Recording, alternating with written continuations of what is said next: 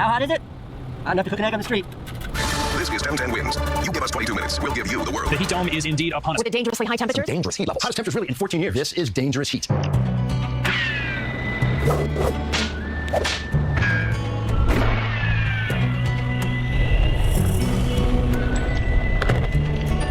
How hot does a surface need to be to cook an egg on it? Around 150 to 160 degrees Fahrenheit. This isn't just a street. There are these metal plates on the street, and there's steam coming up. So this might be the hottest street in all of New York City.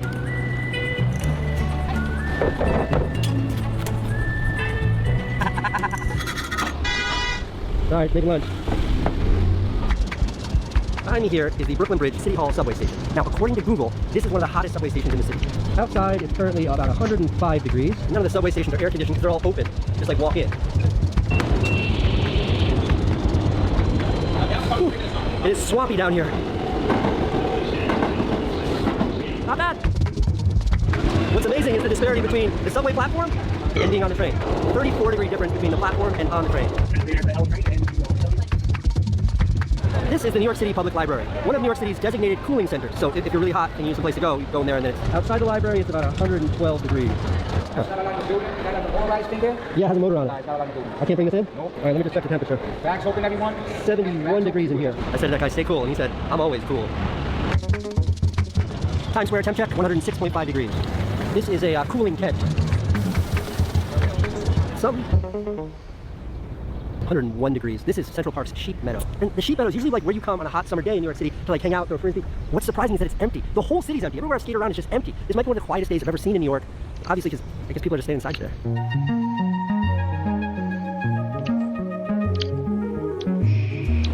How many miles are you running today? 15, hopefully. 15? Yes. Why would you pick today of all days to run 15 miles? We have to get the mileage in eventually. Linus, good luck with the long run. Found a couple people. They're swimming in the fountain in Washington Square Park. Yeah. All right, this massive traffic jam right here. These are all people waiting down the Holland Tunnel. This is everyone trying to leave New York City right now. And it's just jammed as far as the eye can see. I got to install this. You see, yesterday my air conditioner exploded. My air conditioner's on fire. Oh God, should have cleaned that. Worst heat wave in a decade in my air. I wish you could smell what it smells like in here. Hey,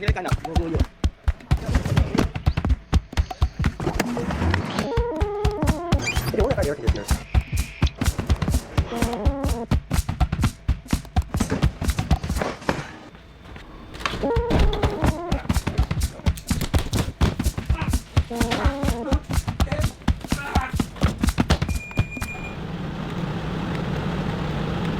Already 9 degrees. Excellent. You gotta be hot again. How do you handle the heat on a day like today? You look hot right now. How do I handle the heat? I try to, tons of water. My partner, he always holding me down. Like, share, subscribe, the best dudes ever. I appreciate you. Take care. Stay cool, guys. Stay cool. Do you know where those, like, the sprinkler caps for the hydrants? Do you know if any are set up around here? Typically, they request So if someone wants one, you, like, teach them how or whatever. No, because some people do it. Oh.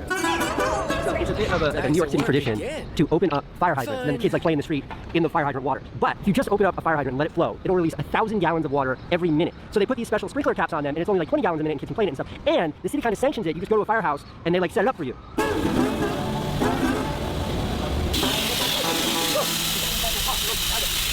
Did you guys set this up, or the fire department do it?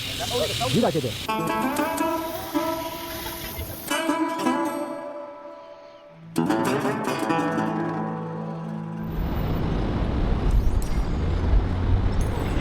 So 106 degrees right here. Okay, here's my hot take on New York City in the summer. If you're a tourist and you want to come visit the city, come in the peak of the summer. No one is here. The city is completely yours. You get restaurants, reservations, there's like signature pushed off the sidewalk. Come in the summer because every New Yorker leaves. I'm leaving. I'm leaving right now. How you doing? It's good. To JFK.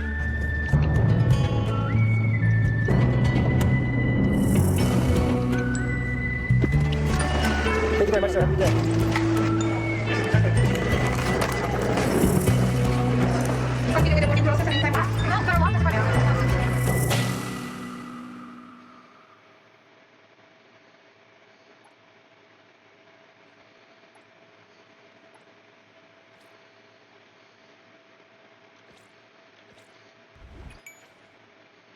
The This story begins with our MC, Yan, suddenly opening his eyes inside a bus packed with high school students. After looking around for a moment, he quickly realizes something unbelievable. He has returned to the past. The familiar faces around him and the destination of the bus make it obvious. This is the day he and his classmates are heading to Nanrong Demon Cave Station to awaken their classes after graduating high school. More importantly, this moment takes place 2.5 years before the city is destroyed, giving him a rare chance to change the future. To understand what's happening, we need to go back 12 years. That was when mysterious demon cave entrances suddenly appeared across the world, including the Nanrong Demon Cave. Endless monsters poured out of these gates and began slaughtering humans on a massive scale. Humanity tried to fight back by entering the caves, but they soon discovered a huge problem. Modern weapons became nearly useless inside the demon world because mana interfered with them. Fortunately, people later discovered that anyone who reached the age of 18 and approached a demon cave could awaken special abilities. These awakened individuals became humanity's strongest warriors, and after years of brutal battles, they finally managed to contain the demons and even launch counterattacks into the other world. Because of this, society completely changed. Every 18-year-old graduate now visits a demon cave to awaken a class. These classes are divided into 3 categories: combat, support, and craft. Combat classes are considered the strongest and receive the most respect. Support classes come right behind them, while craft classes sit at the bottom and are constantly looked down upon. In his previous life, Yan awakened an F-rank craft class, making him seem completely ordinary and worthless in the eyes of most people. However, his class came with a hidden trump card. Alongside it, he awakened a divine tier skill called Modify. This absurdly powerful ability allowed him to change a single character in the name of a skill or item, completely altering its effects. Something worthless could become priceless, while something powerful could become useless. The moment influential people discovered this ability, they immediately took him under their control and forced him to use it for their benefit. Through Yan's power, countless useless items and weak abilities were transformed into valuable treasures. But the more they relied on him, the more they feared him. Someone with the power to alter skills and equipment was simply too dangerous to leave unchecked. Because of that, they restricted his freedom, controlled his growth, and kept him under constant watch. For years, Yan was treated less like a person and more like a tool that powerful figures could use whenever they wanted. Everything came crashing down one night when a level 96 dragon-type monster suddenly emerged from Nanrong Demon Cave. It was an event that had never happened before. By then, Yan had finally reached level 70 and entered the ranks of humanity's strongest experts. Yet the timing felt suspicious. Deep inside, he believed someone had deliberately used the monster to eliminate him because they could no longer keep him under control. Before dying, Yan made one final move. He used Modify on his resurrection skill and transformed it into Rebirth. That single change became the reason he was able to return to the past. Now that he has been given a second chance, Yan has no intention of repeating the same mistakes. This time, he trusts no one but himself. He plans to hide his true abilities, quietly grow stronger, protect his family and friends, and stop the city's destruction before it ever happens. Not long after, the bus arrives at the Nanrong City Hunter Association headquarters, where the Awakening Plaza is located. The atmosphere is a mix of excitement and anxiety. Some students are already dreaming about awakening powerful combat classes, while others are quietly praying they don't end up with some useless class that will ruin their future. Meanwhile, almost everyone's attention is focused on Jiang Yan. After all, he's the academy's top student in both academics and combat. Since he was born with an unusually high amount of mana, many people consider him a once-in-a-generation genius. In their minds, there is no way someone like him awakens anything other than an elite combat class. Of course, not everyone is cheering for him. The school's second-ranked student, Yong Hongwei, has always lived in Yan's shadow and can't stand it. Deep down, he's hoping Yan finally crashes and burns. Soon, the teacher calls Yan forward and announces that he'll be the first student to awaken, hoping his results will give everyone a strong start. The supervisor instructs him to place both hands on the crystal and begin the process. While everyone else is nervous, Yan remains completely calm. Unlike them, he already knows exactly what's about to happen. The students, teachers, and supervisors watch closely as the crystal begins to glow. Most of them are praying for a powerful combat class, while Hongwei is practically wishing for disaster. A bright light suddenly erupts from the crystal before a class panel appears. Just as Yan expected, the result is Repairman, an F-rank craft class. The entire place instantly falls into chaos. The teacher nearly grabs his head in disbelief, unable to understand how the academy's greatest genius ended up with such a terrible class. Meanwhile, Hongwei and his friends are having the time of their lives. For them, this is the funniest thing they've ever seen. The guy who always stood above everyone else has just awakened what most people consider complete trash. One of the supervisors tries to soften the blow, explaining that Repairman isn't completely useless. He tells Yan that at the very least, he could open a repair shop and earn a decent living fixing equipment. But before anyone can move on, the crystal suddenly starts reacting again. The unexpected reaction immediately grabs everyone's attention because it means Yan is awakening a second class. The teacher becomes excited and explains how incredibly rare dual class awakenings are. People who awaken 2 classes are often considered geniuses among geniuses. Instantly, everyone starts hoping the second class will redeem the first disaster. Unfortunately, fate decides to troll them one more time. Moments later, the second class appears, and it's Farmer. Not only is it another craft class, but it's also an F-rank class just like Repairman. The entire crowd freezes. Even the people trying to support Yan don't know what to say anymore. Hongwei almost collapses from laughing because this outcome is somehow even worse than he imagined. Within seconds, everyone labels Yan a complete failure. Pity, sympathy, and disappointment start flying around from every direction as if his future has already been decided. What nobody realizes is that Yan is secretly celebrating. He couldn't care less about how bad classes look because the real treasure is hidden in their innate skills. The Repairman class comes with Modify, his absurdly broken divine tier ability. This skill allows him to change a single character in the name of a skill, item, or piece of equipment, completely altering what it becomes. If the target belongs to Yan himself, the modification succeeds with a perfect success rate. The Farmer class comes with Growth, a skill that increases plant growth speed by 10% while also possessing the ability to revive a target, including Yan himself, and fully heal all injuries, though it can't restore spent mana. While everyone else sees 2 worthless F-rank classes, Yan sees endless potential. He already knows these abilities can become his greatest weapons if used correctly. Looking at the newly updated student rankings, he quietly makes a promise to himself. This time, he'll claim first place on every list and take every resource available. More importantly, he'll become strong enough that nobody can control him again. The people around him may be laughing at his F-rank classes today, but before long, he'll show them exactly why they should be terrified of them. After the awakening ceremony, Yan heads toward the beginner training base, a special facility designed to help newly awakened rookies level up safely. The place is filled with weak demon cave creatures that have been raised and managed by humans, making it the perfect spot for beginners to farm experience. More importantly, anyone who breaks the dungeon's clear time record earns bonus points in the upcoming provincial rookie tournament, which greatly increases their chances of getting into a top university. While most students come here simply to gain a few levels, Yan has a much bigger goal. He plans to crush the record and secure his path to the best university from day one. When he arrives at the entrance, the knight in charge checks his profile and immediately notices something unusual. Yan is a dual class awakener, a rarity seen only once in thousands of people. However, the excitement quickly disappears when he sees that both classes are F-rank. Concerned, the knight asks if Yan is really planning to challenge the training base alone. Even though this is only the first stage dungeon, it isn't as easy as many people think. The knight suggests teaming up with classmates, but Yan calmly refuses and asks for the beginner equipment instead. In the knight's eyes, Yan is probably struggling to accept reality after falling from the academy's #1 genius to someone carrying 2 F-rank classes. Trying to help, the knight gives Yan not only an iron sword but also a pair of leather boots that provide an extra 3 points of speed. Yan immediately realizes the man is showing him some kindness. Unfortunately, that kindness is also mixed with a bit of pity. As Yan walks toward the training area, the knight jokingly tells him to call for help if the charging rabbits overwhelm him. Yan simply thanks him for the advice and continues forward. The moment he gets out of sight, he secretly uses Modify on both pieces of equipment, increasing the sword's penetration power and boosting the movement speed of the boots even further. He could have transformed them into something ridiculous like a holy sword or a demonic weapon, but the area is covered with cameras. Having already suffered for exposing his abilities in his previous life, Yan has no intention of making the same mistake twice. The beginner training base is split into 3 sections: the basic area, the advanced area, and the boss area. Most rookies spend their time in the basic area, while stronger trainees challenge the advanced area. Anyone hoping to break the clear time record, however, must reach the boss area and defeat the boss ranked charging rabbit waiting at the end. These monsters may only be level 1, but they're aggressive little monsters with crystal shells on their heads that they use like battering rams. Yan's goal isn't just to clear the dungeon. He wants to reach level 5 immediately, which means killing at least 100 rabbits. Only then can he unlock access to the next training ground, the Cyclone Wolf Base, a place considered a complete nightmare for beginners, but a perfect leveling spot for someone like him. As soon as the rabbits begin rushing toward him, Yan charges forward without hesitation. One rabbit falls, then another, and then another. The monsters barely stand a chance against him. With every kill, experience points pour in, and Yan quickly realizes things are going even better than expected. In fact, he starts thinking that he might be able to push all the way to level 10 inches a single run. Reaching level 10 will allow him to unlock another skill, one that could help him create extremely powerful monsters in the future. For Yan, this training base isn't just a leveling zone. It's the first step toward becoming powerful enough that nobody can ever control him again. While casually cutting through rabbits, Yan remembers that Hongwei should be awakening his class around this time. Knowing Hongwei's personality, he is absolutely certain the guy will come looking for him the moment he gets a chance. Back at the Awakening Plaza, Hongwei steps onto the platform and prays for a class stronger than Yan's. This time, luck finally smiles on him. The crystal erupts with energy, and he awakens an A-rank combat class called Berserker. Hongwei nearly explodes from excitement. After years of living in Yan's shadow, he finally believes he has past him. His followers immediately start hyping him up, declaring that the former number 2 has officially become number 1. Since Yan isn't around, they convince themselves that he ran off to hide after learning about Hongwei's awakening. One of Hongwei's lackeys mentions seeing Yan head toward the beginner training base, and Hongwei instantly decides to go find him. Officially, they're going there to help a struggling classmate. Unofficially, they're going to laugh in his face and rub their success all over him. The teacher sees right through their excuse and can only sigh. More than anyone else, he knows how hard Yan has worked over the years. He has watched him study late into the night, train until exhaustion, and endure the maximum pain settings in the mana training room without making a single sound. The teacher simply cannot understand how someone with that level of determination ended up awakening 2 seemingly useless F-rank classes. However, not everyone has given up on Yan. Among the crowd is a purple-haired student named Wang Qingfeng. Unlike Hongwei, Qingfeng doesn't believe Yan's story is over. Ranked just behind Yan in both academics and combat, he has always considered him a rival worth respecting. Ever since watching Yan's determination during their first-year finals, Qingfeng has admired his relentless mindset. So when he hears that Hongwei is heading to the training base, he decides to follow along. Not because he wants to mock Yan, but because if anyone is going to mess with his rival, it certainly won't be Hongwei. In fact, Qingfeng is already prepared to throw hands if Hongwei tries anything stupid. Meanwhile, inside the training base, Yan has already slaughtered more than 100 charging rabbits. The experience points are great, but his body is paying a heavy price for it. After all, he's still a rookie with a weak physique. Even so, Yan isn't worried. At this point, only one enemy remains, the Rabbit King. Once that monster goes down, he'll clear the area and finally reach level 5. The Rabbit King is a level 5 monster with an elemental crystal shell on its head, allowing it to deal elemental damage through its powerful ramming attacks. Normally, a level 4 rookie fighting it head-on while injured would be asking for a beating. Luckily for Yan, he has no intention of fighting fair. As the Rabbit King charges forward using its innate skill, Flame Headbutt, Yan calmly activates Modify. In an instant, he changes the skill's name from Flame Headbutt to Flame Head Burst. The difference is small, but the result is absolutely brutal. Instead of empowering its charge attack, the skill causes the crystal on its own head to explode. Before the Rabbit King can even reach him, the crystal detonates, instantly blowing the monster apart and ending the fight on the spot. Just like that, Yan successfully clears the dungeon and reaches level 5. At the same time, an announcement appears on the public notice board. Jiang Yan has broken the Charging Rabbit elite record with a clear time of only 36 minutes. Everyone who sees it is stunned because the previous record was over an hour. The students immediately explode into discussion, while Hongwei refuses to accept reality. In his mind, there is no way Yan could achieve something like that after awakening 2 F-rank classes. The only explanation is cheating. Convinced that he's uncovered some kind of fraud, Hongwei becomes even more determined to track Yan down and expose him. Meanwhile, Yan couldn't care less about what people think. After repairing his injuries with his skill, he immediately sets his sights on the next challenge, the Whirlwind Wolf Base. In his previous life, the Wolf King caused him plenty of trouble. This time, however, Yan has every intention of collecting some payback along with the experience points. Before long, he arrives at the Whirlwind Wolf Base. Compared to the Rabbit area, this place is on a completely different level. The regular wolves range from level 6 to 9, while the Wolf King sits at level 10. Most freshmen at this point are only between levels 1 and 5, meaning entering this place alone is practically suicide. That's exactly why the rewards are so valuable. Anyone capable of clearing the base gains an enormous amount of experience. Yan knows that if he defeats the Wolf King, he can jump straight to level 10 inches one shot. For ordinary rookies, reaching level 10 could take around 10 days of grinding. Clearing this base once can accomplish the same thing instantly. More importantly, level 10 unlocks a second innate skill and grants permission to train independently in the wilderness. Both are critical steps on Yan's path to becoming stronger. At the entrance, he encounters a knight who is the complete opposite of the previous one. This guy doesn't bother hiding his contempt. After looking at Yan's profile, he asks if he's seriously planning to challenge the base alone. The knight points out that even talented freshmen around levels 8 and 9 usually enter with full 6-person teams. He even brings up a former genius who awakened an A-rank class and attempted a solo run, only to get injured so badly that he couldn't even participate in the college entrance exams. In the knight's eyes, if that genius failed, someone with 2 F-rank classes doesn't stand a chance. Yan simply thanks him for the warning and keeps walking. The knight immediately makes it clear that he wasn't actually concerned. If Yan wants to throw his life away, that's his problem. Yan enters the training base without hesitation and charges directly toward the wolves. Watching from above, the knight assumes he's about to witness a rookie get ripped apart. Instead, he watches something completely different. Yan tears through the wolves one after another, as if they're nothing more than training dummies. Sword strikes flash across the battlefield. Monsters drop left and right. And the most shocking part is that Yan isn't even relying on his innate skills. The knight's confidence slowly crumbles as sweat forms on his forehead. The guy he just mocked is casually mowing down monsters that should be overwhelming a rookie. Not long afterward, a mountain of wolf corpses begins piling up around Yan. At this point, even the knight has no choice but to admit the truth. Yan is an absolute monster. Remembering all the trash he talked earlier, the knight suddenly decides it might be best to disappear before Yan comes back and recognizes him. Meanwhile, Yan sits on top of the corpse pile to recover. Despite his success, the battle hasn't been easy. If not for his regeneration ability constantly healing him, he would have died several times already. The wolves are far stronger and more dangerous than the rabbits ever were. By now, Yan has successfully reached level 9, but every level came with pain, injuries, and non-stop fighting. Even when his wounds heal, the pain never disappears. Still, Yan doesn't complain. He already knows changing his fate won't come for free. Now that the wolf pack has been wiped out, only one target remains. Standing between him and level 10 is the Wolf King itself. Just then, the Wolf King finally appears in the distance. This level 10 monster is covered in fur that naturally resonates with the wind element, making it far more dangerous than the ordinary wolves Yan fought earlier. After checking its abilities, Yan discovers that the Wolf King possesses a skill called Windblade Claw. Unfortunately, after analyzing the skill, he realizes there isn't much room for him to use Modify. In fact, if he tries forcing a change, there's a good chance he could accidentally make the skill even stronger. For a moment, Yan seriously considers his options. Then he suddenly pulls off his shirt, revealing the physique he built through years of brutal training, and decides that if tricks won't work, he'll settle this the old-fashioned way. After all, aside from his skills, he's still the #1 student in both academics and combat. Without wasting another second, Yan charges straight at the Wolf King, ready to prove exactly why he earned that title. Meanwhile, Hongwei and his group are having a much rougher time. Their attempt at conquering the Charging Rabbit training base ended in complete disaster. They barely escaped with their lives and only survived because they requested emergency assistance. The knight in charge immediately scolds them for recklessly entering the advanced area when they should have been training in the basic zone like normal rookies. Deep down, Hongwei is furious. Even with an entire party backing him up, he couldn't reach the boss area. Yet somehow, Yan not only cleared it, but also set a record. No matter how much he thinks about it, he refuses to believe it happened legitimately. Convinced that Yan cheated somehow, Hongwei vents his frustration by slamming a fist into one of his unfortunate lackeys. As if that humiliation wasn't enough, the public notice board suddenly lights up once again. A new announcement appears, informing everyone that the Whirlwind Wolves training base has been cleared in a record time of 58 minutes by Jiang Yan. The crowd instantly erupts in shock. Hongwei's followers can barely process what they're seeing, but instead of accepting reality, Hongwei becomes even more obsessed with bringing Yan down. He immediately tells his lackeys that they're heading to the wolf base under the excuse of congratulating Yan. In reality, he plans to ruin Yan's reputation no matter what it takes. At this point, proving himself better than Yan has basically become an obsession. Back inside the training base, Yan has finally achieved the goal he came for. He successfully reaches level 10 and unlocks his second innate skills. From the repairman class, he obtains a skill called durability, while the farmer class grants him plant grafting. The moment he sees plant grafting, a smile immediately appears on his face because this is exactly the skill he was waiting for. Without hesitation, he activates Modify and changes plant grafting into universal grafting. Just like that, another ridiculously overpowered ability falls into his hands. Universal grafting allows him to combine the genes of 2 completely different species and create an entirely new life form. The resulting creature can end up either weaker or stronger than its parents. Right now, Yan only has a 10% chance of producing a superior species, but that percentage will increase as the skill levels up. Future upgrades will also allow him to graft more species together and further improve the odds of creating something extraordinary. Although the skill comes with restrictions, Yan knows just how terrifying it can become. For example, combining 2 already powerful A-rank monsters could potentially produce an even stronger S-rank monster. Then, by using a beast tamer skill scroll to establish a contract, he could turn that creature into a completely loyal battle companion. Yan remembers how the powerful figures in his previous life took advantage of abilities like this for their own benefit. This time, however, everything he creates will belong to him and him alone. After sorting out his newly acquired abilities, Yan finally prepares to leave. Looking back at everything he accomplished in a single day, even he is impressed. Not only did he shatter records and reach level 10, but he also managed to obtain a valuable magic crystal. These crystals have an extremely low drop rate and can grant powerful effects when embedded into equipment. Unfortunately, anything dropped inside the training grounds belongs to the Hunter Association. Still, Yan isn't disappointed. Now that he's level 10, he can finally enter the wild regions of the Demon Cave. Out there, every crystal and material he finds will belong entirely to him. For someone who spent his previous life being controlled by others, the thought of finally becoming financially independent feels pretty damn good. Unfortunately, reality quickly reminds him that he still has problems. The claw wound on his chest suddenly flares up with intense pain. Since the injury isn't serious enough to kill him, his regeneration ability refuses to activate. To make matters worse, he doesn't have enough money to receive proper treatment at a hospital. After thinking it through, Yan arrives at a ridiculous but practical solution. The easiest way to fully heal would be to kill himself and trigger his revival ability. The problem is that doing something like that in front of the knights would immediately attract suspicion. As a result, he decides he simply needs to find a quiet location where nobody can see him before carrying out his rather insane healing plan. With that in mind, Yan puts his shirt back on and heads toward the exit. However, the moment he steps outside, he freezes. Instead of finding a quiet path, he finds a massive crowd waiting for him. Students from all over have gathered after hearing about his record-breaking achievements. Even upperclassmen have shown up to see the guy who shattered the training base records. The peaceful escape Yan was hoping for has clearly gone straight out the window. Seeing the massive crowd gathered outside, Yan immediately realizes he has a problem. There are simply too many eyes on him. In his current condition, using revive isn't an option. If he takes more damage and suddenly recovers in front of everyone, people are definitely going to notice that something strange is going on. His biggest concern becomes finding a way to get rid of the crowd without exposing one of his most important secrets. Just as he's thinking about this, he suddenly feels warmth spreading through his body. The injuries that had been tormenting him moments ago begin healing on their own. Looking up in surprise, he discovers the source. An S-rank support profession user known as the Holy Angel is healing him. The crowd immediately erupts in excitement. When everyone turns to see who cast the healing spell, they discover it was a girl named Texan from the Yao family, one of the great clans. The students are completely stunned. Nobody expected someone from such a powerful family to appear here personally. Yan is equally shocked, though for a different reason. From his perspective, Texan just saved him from having to secretly kill himself for medical treatment. He walks over and sincerely thanks her for healing all of his injuries. In return, he promises that if her equipment ever breaks in the future, he'll personally handle the repairs. Deep down, Yan is also thinking ahead. An S-rank healer is exactly the kind of ally anyone would want around during dangerous missions. Texan accepts his thanks and casually says she'll look forward to the day her equipment needs repairing. Unfortunately, the peaceful moment doesn't last long. Right as the conversation ends, Hongwei barges into the scene and starts shouting at the top of his lungs. According to him, everyone's being fooled by fraud. He loudly accuses Yan of cheating to achieve his speedrun records and insists that there's no way the results are legitimate. The moment he reveals that Yan awakened 2 F-rank craft classes, many people in the crowd are caught off guard. Everyone knows that craft classes are supposed to have almost no combat ability. Hongwei keeps pushing his argument, claiming that clearing training bases solo while setting new records is completely impossible for someone like Yan. Hongwei then spins an even crazier story. He argues that the only explanation is that Yan used some ridiculously powerful equipment. However, that theory creates another problem because everyone knows Yan comes from a poor background. So Hongwei boldly claims that if Yan really had access to expensive gear, then he must have been pretending to be poor all along in order to scam the school out of financial aid. As soon as those words leave his mouth, the crowd's attitude starts shifting. Some people begin questioning Yan's achievements, while others quietly wonder if Hongwei might actually be right. Seeing the situation getting worse, Yan calmly asks Hongwei if he wants proof that no cheating took place. Hongwei immediately agrees and demands a fight. His condition is simple. Yan has to remove his equipment and fight him directly. If he wins, then everyone will know the records were real. Texan immediately steps in and tells Yan not to fall for such an obvious provocation. In her eyes, he doesn't owe anybody an explanation, but Yan simply thanks her for the concern before accepting the challenge anyway. The reason is simple. Hongwei has been a nuisance for far too long, and Yan would rather deal with him now than keep letting him create problems later. Seeing his challenge accepted, Hongwei becomes incredibly confident. He unleashes his berserker aura and starts acting like the fight is already over. With a smug expression, he declares that Yan is making the biggest mistake of his life and promises to knock all of his teeth out. Moments later, he activates the berserker skill itself. The ability consumes 1% of his health every minute while boosting his battle lust and increasing his strength, agility, and defense by 30%. Yan can't help but find the whole thing amusing. He teases Hongwei, saying that he certainly talks a lot for someone who's about to embarrass himself. He even wonders whether Hongwei can keep up that confidence for a full minute. Deep down, Yan finds it ridiculous that Hongwei believes an A-rank class automatically guarantees victory. As he takes up a fighting stance, Yan prepares to teach him a lesson he's needed for years. True strength doesn't come from a class ranking alone. It comes from the person using it. At the same time, Yan is relieved that he restored all of his modified equipment back to normal before leaving the training grounds. That means nobody can inspect his gear and discover anything suspicious. To make things even clearer, Yan removes the leather boots he was given and stands there without a single piece of equipment on it. Hongwei sees this and becomes even more excited, convinced the advantage now belongs entirely to him. Without wasting any time, he rushes forward and throws a punch straight at Yan's head. To his shock, Yan effortlessly dodges it. Hongwei refuses to accept what just happened and immediately launches another attack, then another, and then another. Soon he's throwing punches non-stop, desperately trying to land even a single hit. The problem is that every strike looks painfully slow in Yan's eyes. He casually slips past each attack as if he's been watching them in slow motion. While dodging, Yan admits that the A-rank berserker class is definitely impressive. However, he points out one very important detail. An attack only matters if it actually connects. Swinging wildly without thinking is nothing more than a waste of stamina. Yan then reminds Hongwei that they've spent the last 3 years together. During that entire time, Yan has already figured out exactly how Hongwei fights. Meanwhile, Hongwei has never once managed to understand Yan's style. Before Hongwei can process those words, Yan suddenly launches a counterattack. His fist slams directly into Hongwei's right torso, and a wave of pain instantly tears through the berserker's body. Hongwei crashes to the ground in agony while Yan calmly stands over him and reminds everyone that he's still the top dog. The crowd is left speechless. Nobody can understand how a student with 2 F-rank craft classes just defeated an A-rank berserker so easily. As for Yan, he feels no need to stay any longer. Hongwei has already been put in his place, and there are more important things to focus on. His next destination will be the wilderness beyond the training grounds, but before heading out there, he needs proper equipment. Thankfully, with his modify skill, obtaining good gear won't be difficult in the long run. The immediate problem is money. Since he returned all of the association's equipment, he'll have to buy his own starting gear. The moment he checks his wallet, however, reality hits him like a truck. For all his talent and future plans, he's still completely broke. Just as Yan is thinking about his money problems, he suddenly senses a punch coming from behind. His body reacts almost instantly, and he blocks the attack with ease before it can reach him. Turning around, he finally sees the culprit and immediately realizes there's no real danger. The attacker is none other than Wang Qingfeng, his longtime rival. Qingfeng grins and praises him for stopping the punch so casually, saying it's no surprise considering Yan has dominated both academics and combat rankings for 3 straight years. The two soon grab a drink together, and Yan asks if Qingfeng was present during his fight with Hongwei. Qingfeng confirms that he watched the whole thing. In fact, he admits that if Yan had somehow lost, he would have stepped in and beaten Hongwei up himself. To Qingfeng, Hongwei has never been worth paying attention to. The only person he truly considers a rival is Yan. Hearing this, Yan brings up something that's been bothering him for years. During the first year finals, Qingfeng suddenly surrendered, and since then, he has continued giving up whenever they ended up facing each other. Yan points out that he knows exactly why Qingfeng does it. According to Yan, Qingfeng has been intentionally handing him the top scholarship every year. As the son of a wealthy family, Qingfeng doesn't need the scholarship money, while Yan desperately does. Qingfeng immediately tries to deny it and jokingly claims that he only surrendered because Yan's eyes looked too scary back then. Yan obviously doesn't buy that excuse for even a second. Since the topic is already on the table, he decides to ask a more important question. If the two of them meet during this year's national rookie tournament, is Qingfeng planning to surrender again? This time, Qingfeng's answer comes without hesitation. Absolutely not. He promises that if they face each other at the tournament, he'll fight with everything he's got. No holding back, no surrendering, and no freebies. Hearing that, Yan smiles and raises his drink. The two rivals make a toast, both looking forward to finally settling things properly on equal footing. It is one of those rare moments where neither of them needs to say much, because they already understand each other perfectly. Right after that, Qingfeng suddenly tosses a card toward Yan. When Yan catches it, he discovers that it contains 2,000 credits. Qingfeng casually explains that he wants to purchase Yan's Whirlwind Wolf speedrun strategy. Before leaving, he reminds Yan to send the strategy over as soon as possible. Yan agrees without any complaints. Once Qingfeng leaves, Yan lets out a sigh of relief. He knows this was Qingfeng's way of helping him without making it obvious, and deep down, Yan feels like he owes him one. Still, at least his biggest problem has been temporarily solved. For the first time all day, he actually has some money in his pocket. Now, carrying 2,000 credits, Yan immediately heads toward the stalls to see what he can find. Before long, he arrives at the cheapest black market he knows. Most people don't expect to find anything valuable there, because nearly everything sold in the area is basic equipment. However, Yan knows from experience that hidden treasures occasionally slip through the cracks. He starts browsing the stalls until one particular weapon catches his attention. Displayed proudly on a merchant stand is a demon shade saber, embedded with a Whirlwind Wolf magic crystal. The seller quickly explains the weapon's background. The saber is E+ rank equipment, forged from meteor iron and fused with a level 5 Whirlwind Wolf magic crystal, allowing it to unleash the Whirlwind skill. Unfortunately, its durability isn't at its peak anymore. Because of that, the merchant is only asking 18,000 credits. If the weapon were fully restored, it could easily sell for at least 25,000. Yan isn't surprised by the price at all. Expensive equipment has always been out of reach for him. Instead of focusing on the saber, his attention drifts toward what looks like an ordinary sword nearby. Curious, he asks for its price. The merchant tells him it's an Azure Steel sword worth 1,500 credits. The weapon itself is only E rank and was forged from standard Azure Steel, making it far less impressive than the demon shade saber sitting beside it. However, the moment Yan hears the name, his interest immediately spikes. He then proposes a deal. If he manages to repair the damaged demon shade saber, will the merchant give him the Azure Steel sword in return? The seller becomes visibly interested and asks whether Yan can actually pull off something like that. With a small smile, Yan activates his newly acquired durability skill. Looking at the merchant, he calmly says there's only one way to find out. What the merchant doesn't realize is that Yan's true target was never the expensive demon shade saber. From the very beginning, the item he wanted was the seemingly ordinary Azure Steel sword. The reason is simple. Once that sword falls into his hands, he can use modify on it, and if everything goes according to plan, that plain E rank weapon weapon will transform into a legendary blade that most people couldn't even dream of obtaining. The seller looks at Yan with a doubtful expression and asks whether he actually possesses a durability-related class. Restoring a weapon's durability is notoriously difficult, and one mistake can make the situation even worse. Yan calmly explains that he's a repairman from an F-rank craft class. Hearing that only makes the seller even more skeptical. He reveals that he himself has a craft class.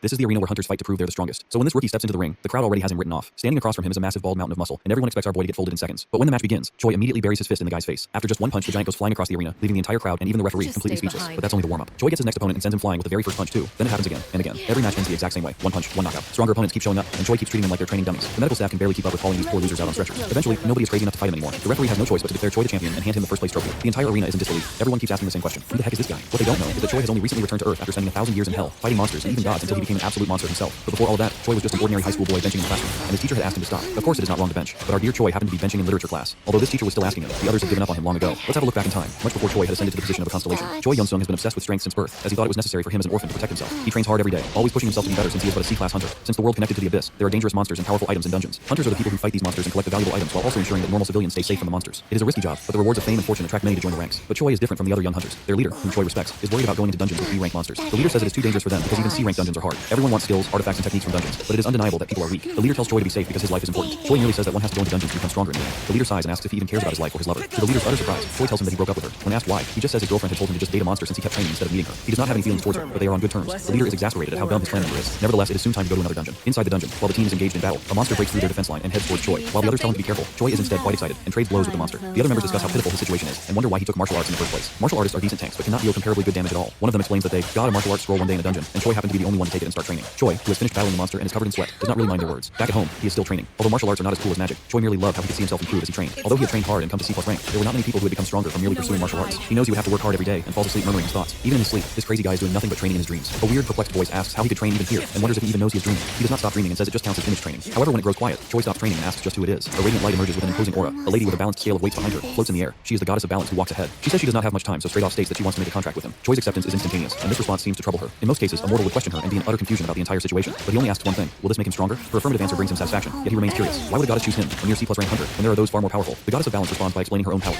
She raises her hand, but starts emitting a strange light. She says that she holds the power to foresee the future, and the strange light from her hand turns into an illusion of the future that she has seen. In near years, the Earth will face a threat unlike anything it has ever encountered, and evil constellations will send their servants to Earth. The creatures he currently battles will seem like ants compared to what is to come. And in her foresight, she has seen that he, Choi Yeon-sung, is the pivotal force who can avert this catastrophe. To be more precise, if she makes him stronger. To be honest, this goddess is quite scared. In fact, she is sweating under her bandaged eyes. Which darn hunter in their right mind would even sign a contract like this? She tells him with a smile hiding her anxiety that he will be able to become her servant after a long and arduous process of training. Here's the funny thing: this goddess is not sure of herself either. Who the hell would accept an unfair and unrealistic contract with such poor conditions? Of course, a contract from a constellation is rare. One soul becomes bound to the constellation, and they are restrained by the constellation all their life. Such people exchange their freedom for benefits, such as immediate power and increasing one's hunter rank. And constellations happen to be quite impatient in grabbing capable servants. Hunters who are familiar with the world's matters know about this, obviously. Except our boy Choi is not one who is familiar with the world matters. Sigh. The excited buffoon has agreed as the goddess tells him of the training center she has prepared for him in the abyss. She informs him that he will be there for hundreds of years and will not be able to re-enter it once he is out. Kind of sounds like the room from Dragon Ball, right? Anyways, Choi misunderstands that this might be how the top hunters always got stronger.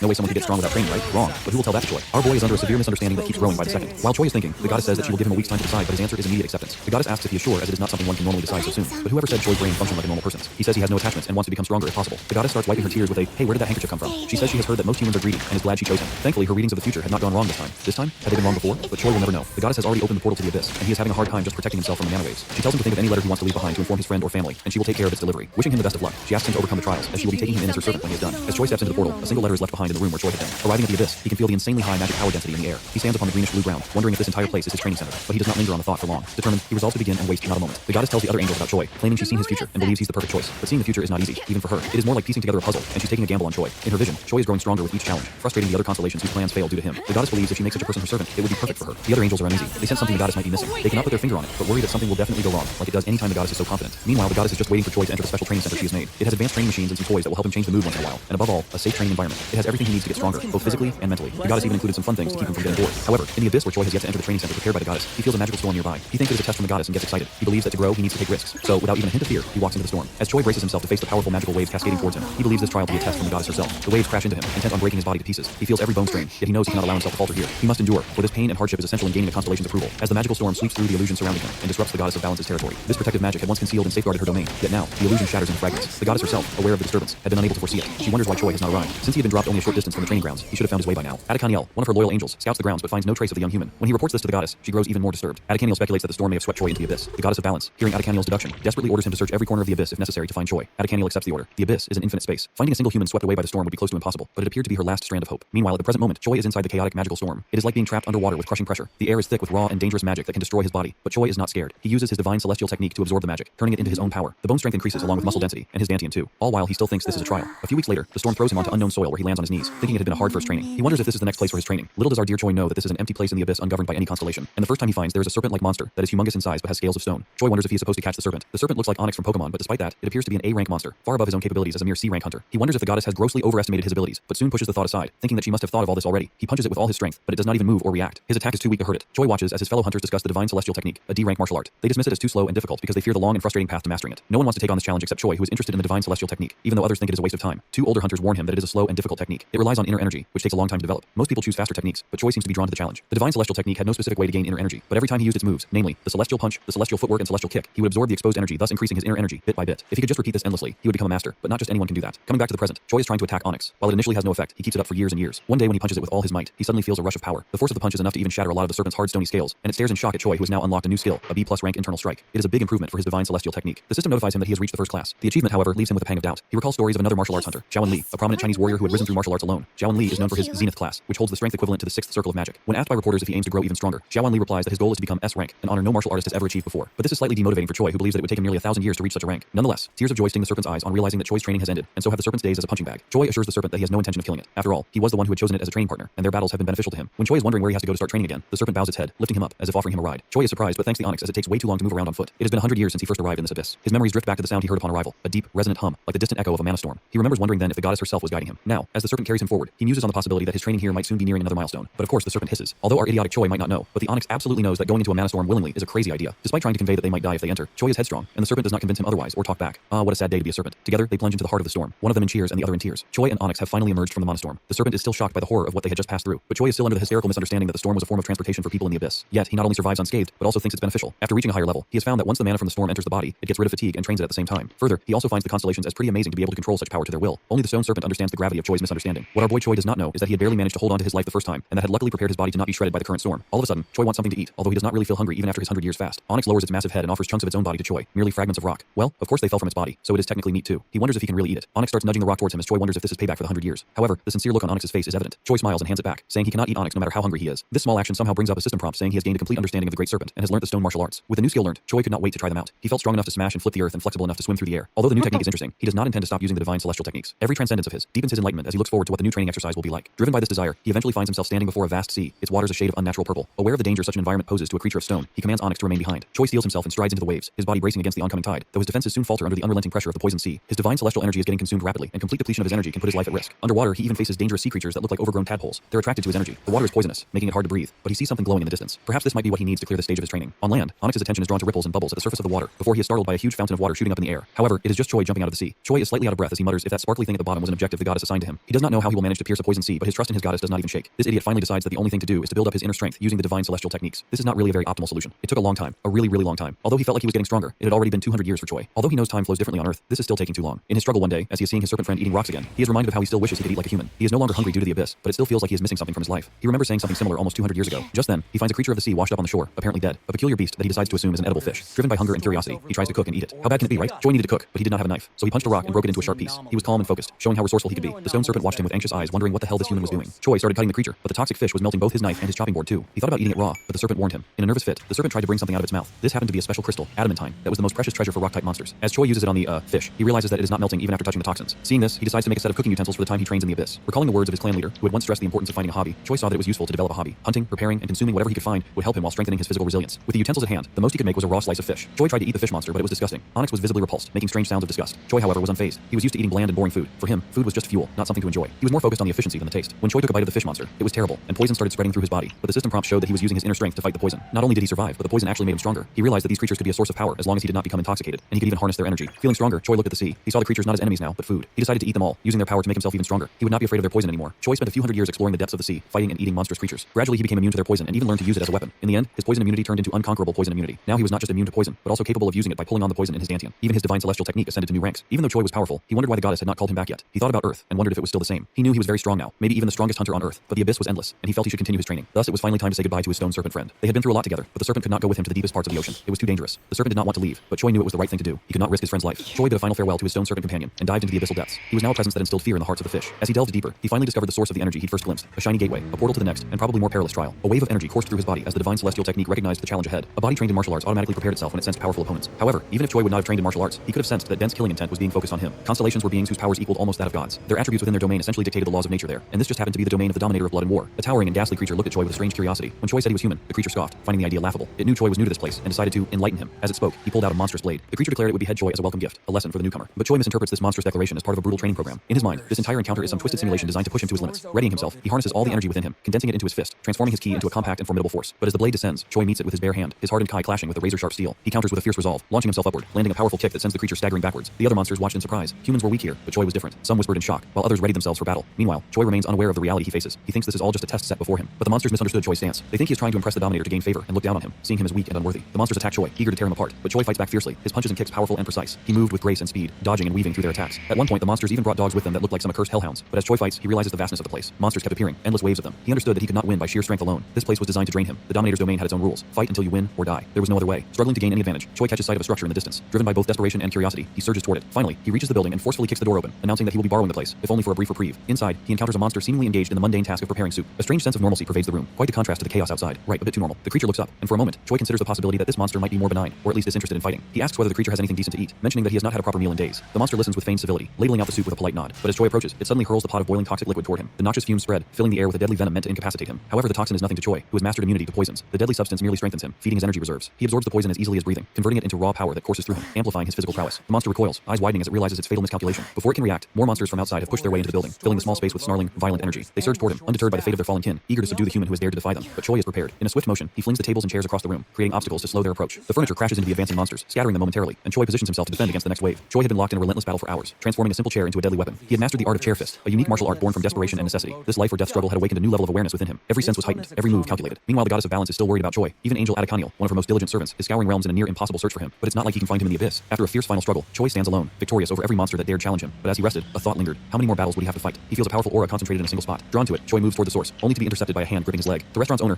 pleads with him, begging him not to drink from the precious pot that he has worked so hard to obtain. The owner says that the dominator of blood and war does not tolerate dull or uneventful battles. Such monotony is no life for warriors like themselves, who will be forced to fight, die, and be reborn, only to repeat the cycle endlessly if they allow themselves to grow complacent. This pot was something the owner had suffered a lot to find, but Choi is unmoved. In a swift, dismissive motion, he kicks the owner aside, asserting that, in a contest of life and death, the victor claims the prize. With this decisive act, Choi declares both the pot and the entire restaurant his rightful spoils. Today marks the birth of a new era within these walls. The establishment is now his, and he declares it will henceforth be known as the Demon Inn. Choi recalls an old story about a retired martial arts master who bought an inn, transforming it into a sanctuary where he could live peacefully while still immersed in the world of combat. The tale had always fascinated him, but unlike that idealized vision, his newly acquired inn lies at the heart of endless chaos. Fights are frequent here that makes the inn's title Demon Inn the perfect name for it. Yet the original demonic owner is not willing to let go so easily, still groveling for the place he once ruled. Choi, however, makes his stance clear. If the demon wants it back, he will have to fight for it. As Choi surveys his domain, he notes the surprisingly clean state of the kitchen, the one area seemingly untouched by the endless skirmishes. But he finds the pantry sparse, devoid of usable tools or ingredients. Aware that he will have to make do, Choi resigns himself to eating whatever he can find, raw and unaltered. Choi tried eating the meat, only to discover it was poisonous. Instead of fear, curiosity took over. Why would a demon poison its own food? He found a strange fruit, and sure enough, it too was poisonous. Frustration grew. Was everything in this darn restaurant toxic? Was this regular food for demons? Choi taps into his complete immunity skill, laughing at the poison. If this is the best that demons can do, then he'll make a feast out of it. And why not? If he's immune to poison, he might as well turn it into a power-up. After all, a little poison never hurts anyone, right? From that day on, Choi settles into a routine that borders on the bizarre. By day, he battles monsters that venture into his inn, testing his strength and honing his chair fist technique. By night, he was experimenting with poisons and ingredients that would look unusable in conventional cooking. And so hundreds of years pass. One day, the old demon owner came back with his army of monsters. They wanted to take back the inn. He acknowledges their persistence, but it does not matter as they cannot defeat him. He warns them while kicking them out that this place is no mere restaurant. It is now the Demon Inn. His years of fighting have tempered him, and suddenly a system prompt appears saying that he has received the A-rank skill, Body and Fist. This strengthens his divine celestial skill and makes his inner strength circulation faster. For a martial artist, the Body and Fist technique is a very powerful skill that makes people dozens of times faster and synergizes the body and mind. Many people want to learn it, but very few can. It is a rare and expensive skill, often found in secret scrolls. Choi learned it through hard work and many fights, although even he does not know the exact requirements he had to fulfill for it. But what he does know is that if people on Earth knew about his skill, they would be very jealous. Of course, that's not happening any sooner than him returning to Earth. Meanwhile, the monster continues to pour in, and unbeknownst to Choi, a dark figure flies through the sky approaching the inn. One regular day, the ground was covered with the bodies of monsters he had defeated. For 100 years he had lived there, fighting and winning against countless creatures. No monster could defeat him. They tried to attack him, but he was too strong. This place was his home, and no one could take it from him. Any attempt to breach his encampment, to lure him out or provoke him, ends only in their own destruction. The monsters were now gathered around Choi's camp, trying to find a way to defeat him. But no matter what they did, they could not break through his defenses. They were frustrated and confused. Choi also felt restless. He was strong, but he felt like he could be even stronger, but just did not know how. Suddenly, the monsters outside the camp start shouting about how they had fresh void beast meat and adamantium adamantium. They taunt him as they shout about the treasures lying about, trying to lure him out of his impenetrable fortress. Choi was annoyed, not by the monster's taunts, but by their pathetic attempt at acting. He finally stepped out of his safe place, ready to fight. He knew that staying inside would not help him grow stronger. He wanted to challenge himself and reach his full potential. As Choi exits his sanctuary, the monsters swarm him, but he dispatches them effortlessly, one by one, as he has done countless times before. Yet this time, there was a new monster in the crowd, much larger and looking much more menacing. The monster draws its massive sword, slamming it into the ground with a force that shakes the earth. Choi, undaunted, sidesteps the blade, evading the strike. The monster seethes, unable to accept the prospect of defeat at Choi's hands. In that moment, Choi recalls the words of Xiaowan Li, a renowned martial artist and a class hunter, who once described the ultimate sage of martial arts as one where confidence in oneself is absolute. In the past, such confidence had eluded him. His focus had been entirely on cultivating inner strength, on relentless, desperate attacks against his foes. His urgency, his drive, stemmed from an underlying insecurity he could never fully name. But now, standing amid his fallen foes, he realizes he has shed that insecurity. His body imbued with the divine strength granted by the celestial technique he has mastered. He no longer relies solely on brute force. Instead, he absorbs and redirects his opponent's strength against them. Through this realization, he attains enlightenment, understanding the full counter technique. It is an insight that transforms him. He silently thanks the demons for their misguided attempts. Apart from the technique, he also obtained the adamantium and the rare meat after all. Choi went back to his safe place, laughing at the monsters. He told them he would only fight when they brought him meat or adamantium. The monsters were confused and angry. They knew they could not beat him in a fight. So the next time they brought the materials, they tried to attack him from far away by bombarding him with powerful magic. A series of explosions shattered the air, flames and shadows intermingling in a fierce assault on his encampment. But as the smoke clears, the demons see Choi's silhouette rising unharmed. He survived the attack and successfully increased his body's durability by a stage due to having blocked the attacks. The more the demons attempt to overwhelm him, the more Choi's power grows, the gap between them widening with each encounter as the years go by. The monsters finally realized they could not defeat Choi. They were tired and hopeless. Choi, feeling a bit playful, let them attack him one by one. He knew he would win, but he also understood their desire to fight. Monsters line up to fight him, and the waiting line is long as hell. The demons are surprisingly docile as Choi promises to fight them all as long as they do not make a commotion. Sigh these muscleheads. One such day when he is thinking about how he has gotten quite close with the demons too, he examines the hunter card given to him by the association long ago. The card, enchanted with magic, displays his current stats, and he marvels at the transformation. Once a mere C+ rank, he now possesses abilities far beyond anything he could have imagined. His rank has not changed, but his skills have evolved. A divine celestial technique, complete poison immunity, body and fist mastery, full counter mastery, invulnerable body, and the legendary 3 flowers convergence. He has achieved the state of heavenly perfection, a resonance with the world itself, granting him an insight that transcends all others. It is this final skill, the resonance from the world, that intrigues him most. It is an ability he has never heard of. His stats have grown incomprehensibly high, and every skill he possesses has ascended beyond anything he once imagined. His list of abilities stretches on, each one shining with a rank mastery. But convergence of 3 flowers, now that was something even more profound, more mystical. This technique, rarely seen on Earth, was a martial ability hunters only spoke of in legend. The convergence of 3 flowers marked the pinnacle of Kai cultivation. Hunters used it when their powers were honed to absolute purity, when the quality of their inner strength was refined to an immaculate state. Should this purity falter, the skill would weaken. Yet, if nurtured, if cultivated with dedication, it could elevate a warrior to mythical status, a pinnacle where 3 flowers of Kai, vitality, and spirit bloom as one. Choi remembers tales of great martial artists who achieved such a level. Those individuals were known to have mastered unique A-rank techniques like Violet Dawn Divine Technique or the legendary Divine Tai Chi Technique. To reach this pinnacle was to touch the heights of martial skill, yet Choi never intended to seek such perfection. He had wandered through the abyss, his time stretching into an eternity, cultivating a pure form of inner strength without ever realizing its impact. Unknown to him, his body has now become the embodiment of a heavenly martial body, an ideal physique where his affinity for Kai reaches unimaginable depths. While this is often considered an innate gift, a rarity among the rare, Choi now understands that his body has been refined through sheer will, not merely bestowed by fate. Far away, the goddess of balance seethes in her realm, her gaze unable to locate him. She has lost track of Choi in the ever-shifting layers of the abyss, his existence hidden from her omniscience. Choi, however, remains oblivious to her frustration, his focus solely on his own path. His skills have evolved beyond mortal comprehension, and he's now attained what he deems the state of perfection. This level is born of relentless training and countless battles, a state that allows him to observe martial techniques once and master them instantly. Skills that took lifetimes to perfect are his to wield in mere moments, as a mage summons spells. And yet, resonance from the world eludes his understanding. It has no rank, no discernible origin, and no defined limit. Resonance from the universe, as he calls it, feels like a part of something vaster, as though he is approaching a peak of existence. This strange ability implies an alignment with the universe itself, a connection that suggests he is transcending mere humanity. Unaware of the impending consequences, Choi finds himself on the verge of becoming the first human constellation. Choi finished cooking soup and looked at his hunter card. Soon, the demon inn was filled with wounded monsters. They were amazed by Choi's strength and respected him. Choi served them food with kindness, not as a conqueror, but as a cook. Yet he told the losers to try his experimental food before leaving. They enjoyed the taste of his cooking but vowed to grow stronger, determined to face him again. For years, Choi has experimented with recipes, refining his skills as a chef regularly. Although one of the losers is happy that his experimental dish turned out good, another spits it out saying not even a pig would eat it. Obviously, he cannot succeed every time. Just then, a demon throws the food on the ground, complaining that he is there to fight and not eat. But the demon does not even realize what has happened before Choi's warmth extends for a punch from far away and completely obliterates the demon's upper body, killing on the spot. The dumb demon should have just told him if he did not want food. Why did he have to throw and waste it? Thus, the time inside the demon inn continues with playful bickering and lots of food. As time passes, he earns a new skill, abyss low-grade cooking, a C-rank ability. Yet, in contrast, his inner strength feels stifled, blocked by the limitations of his current state. His dantian, the core of his power, has reached its peak capacity, leaving him unable to increase his strength further. Reflecting on this, he realizes that no one remains stronger than him within the confines of his world. The once insurmountable heights he sought to conquer now seem within his grasp, but this creates an unexpected challenge. With no higher reference to guide him, he faces the daunting task of breaking through this barrier alone. He needs a formidable opponent, someone who can push him beyond his limits. But in this place, he has found only monsters who either fear him or revere him as an unbeatable force. A knock echoes through the inn, interrupting his thoughts. A demon enters, and Choi welcomes him, informing him of the news of high-quality meat brought in that day. Yet, as he turns, the monstrous figure standing at the threshold is unfamiliar. This creature exudes a power that is incomparable to those Choi has encountered before, its aura radiating an intense, almost infinite magic. Choi knew this meeting would be important. The creature's power was immense, even greater than Choi's. This would be a new challenge, a chance to grow.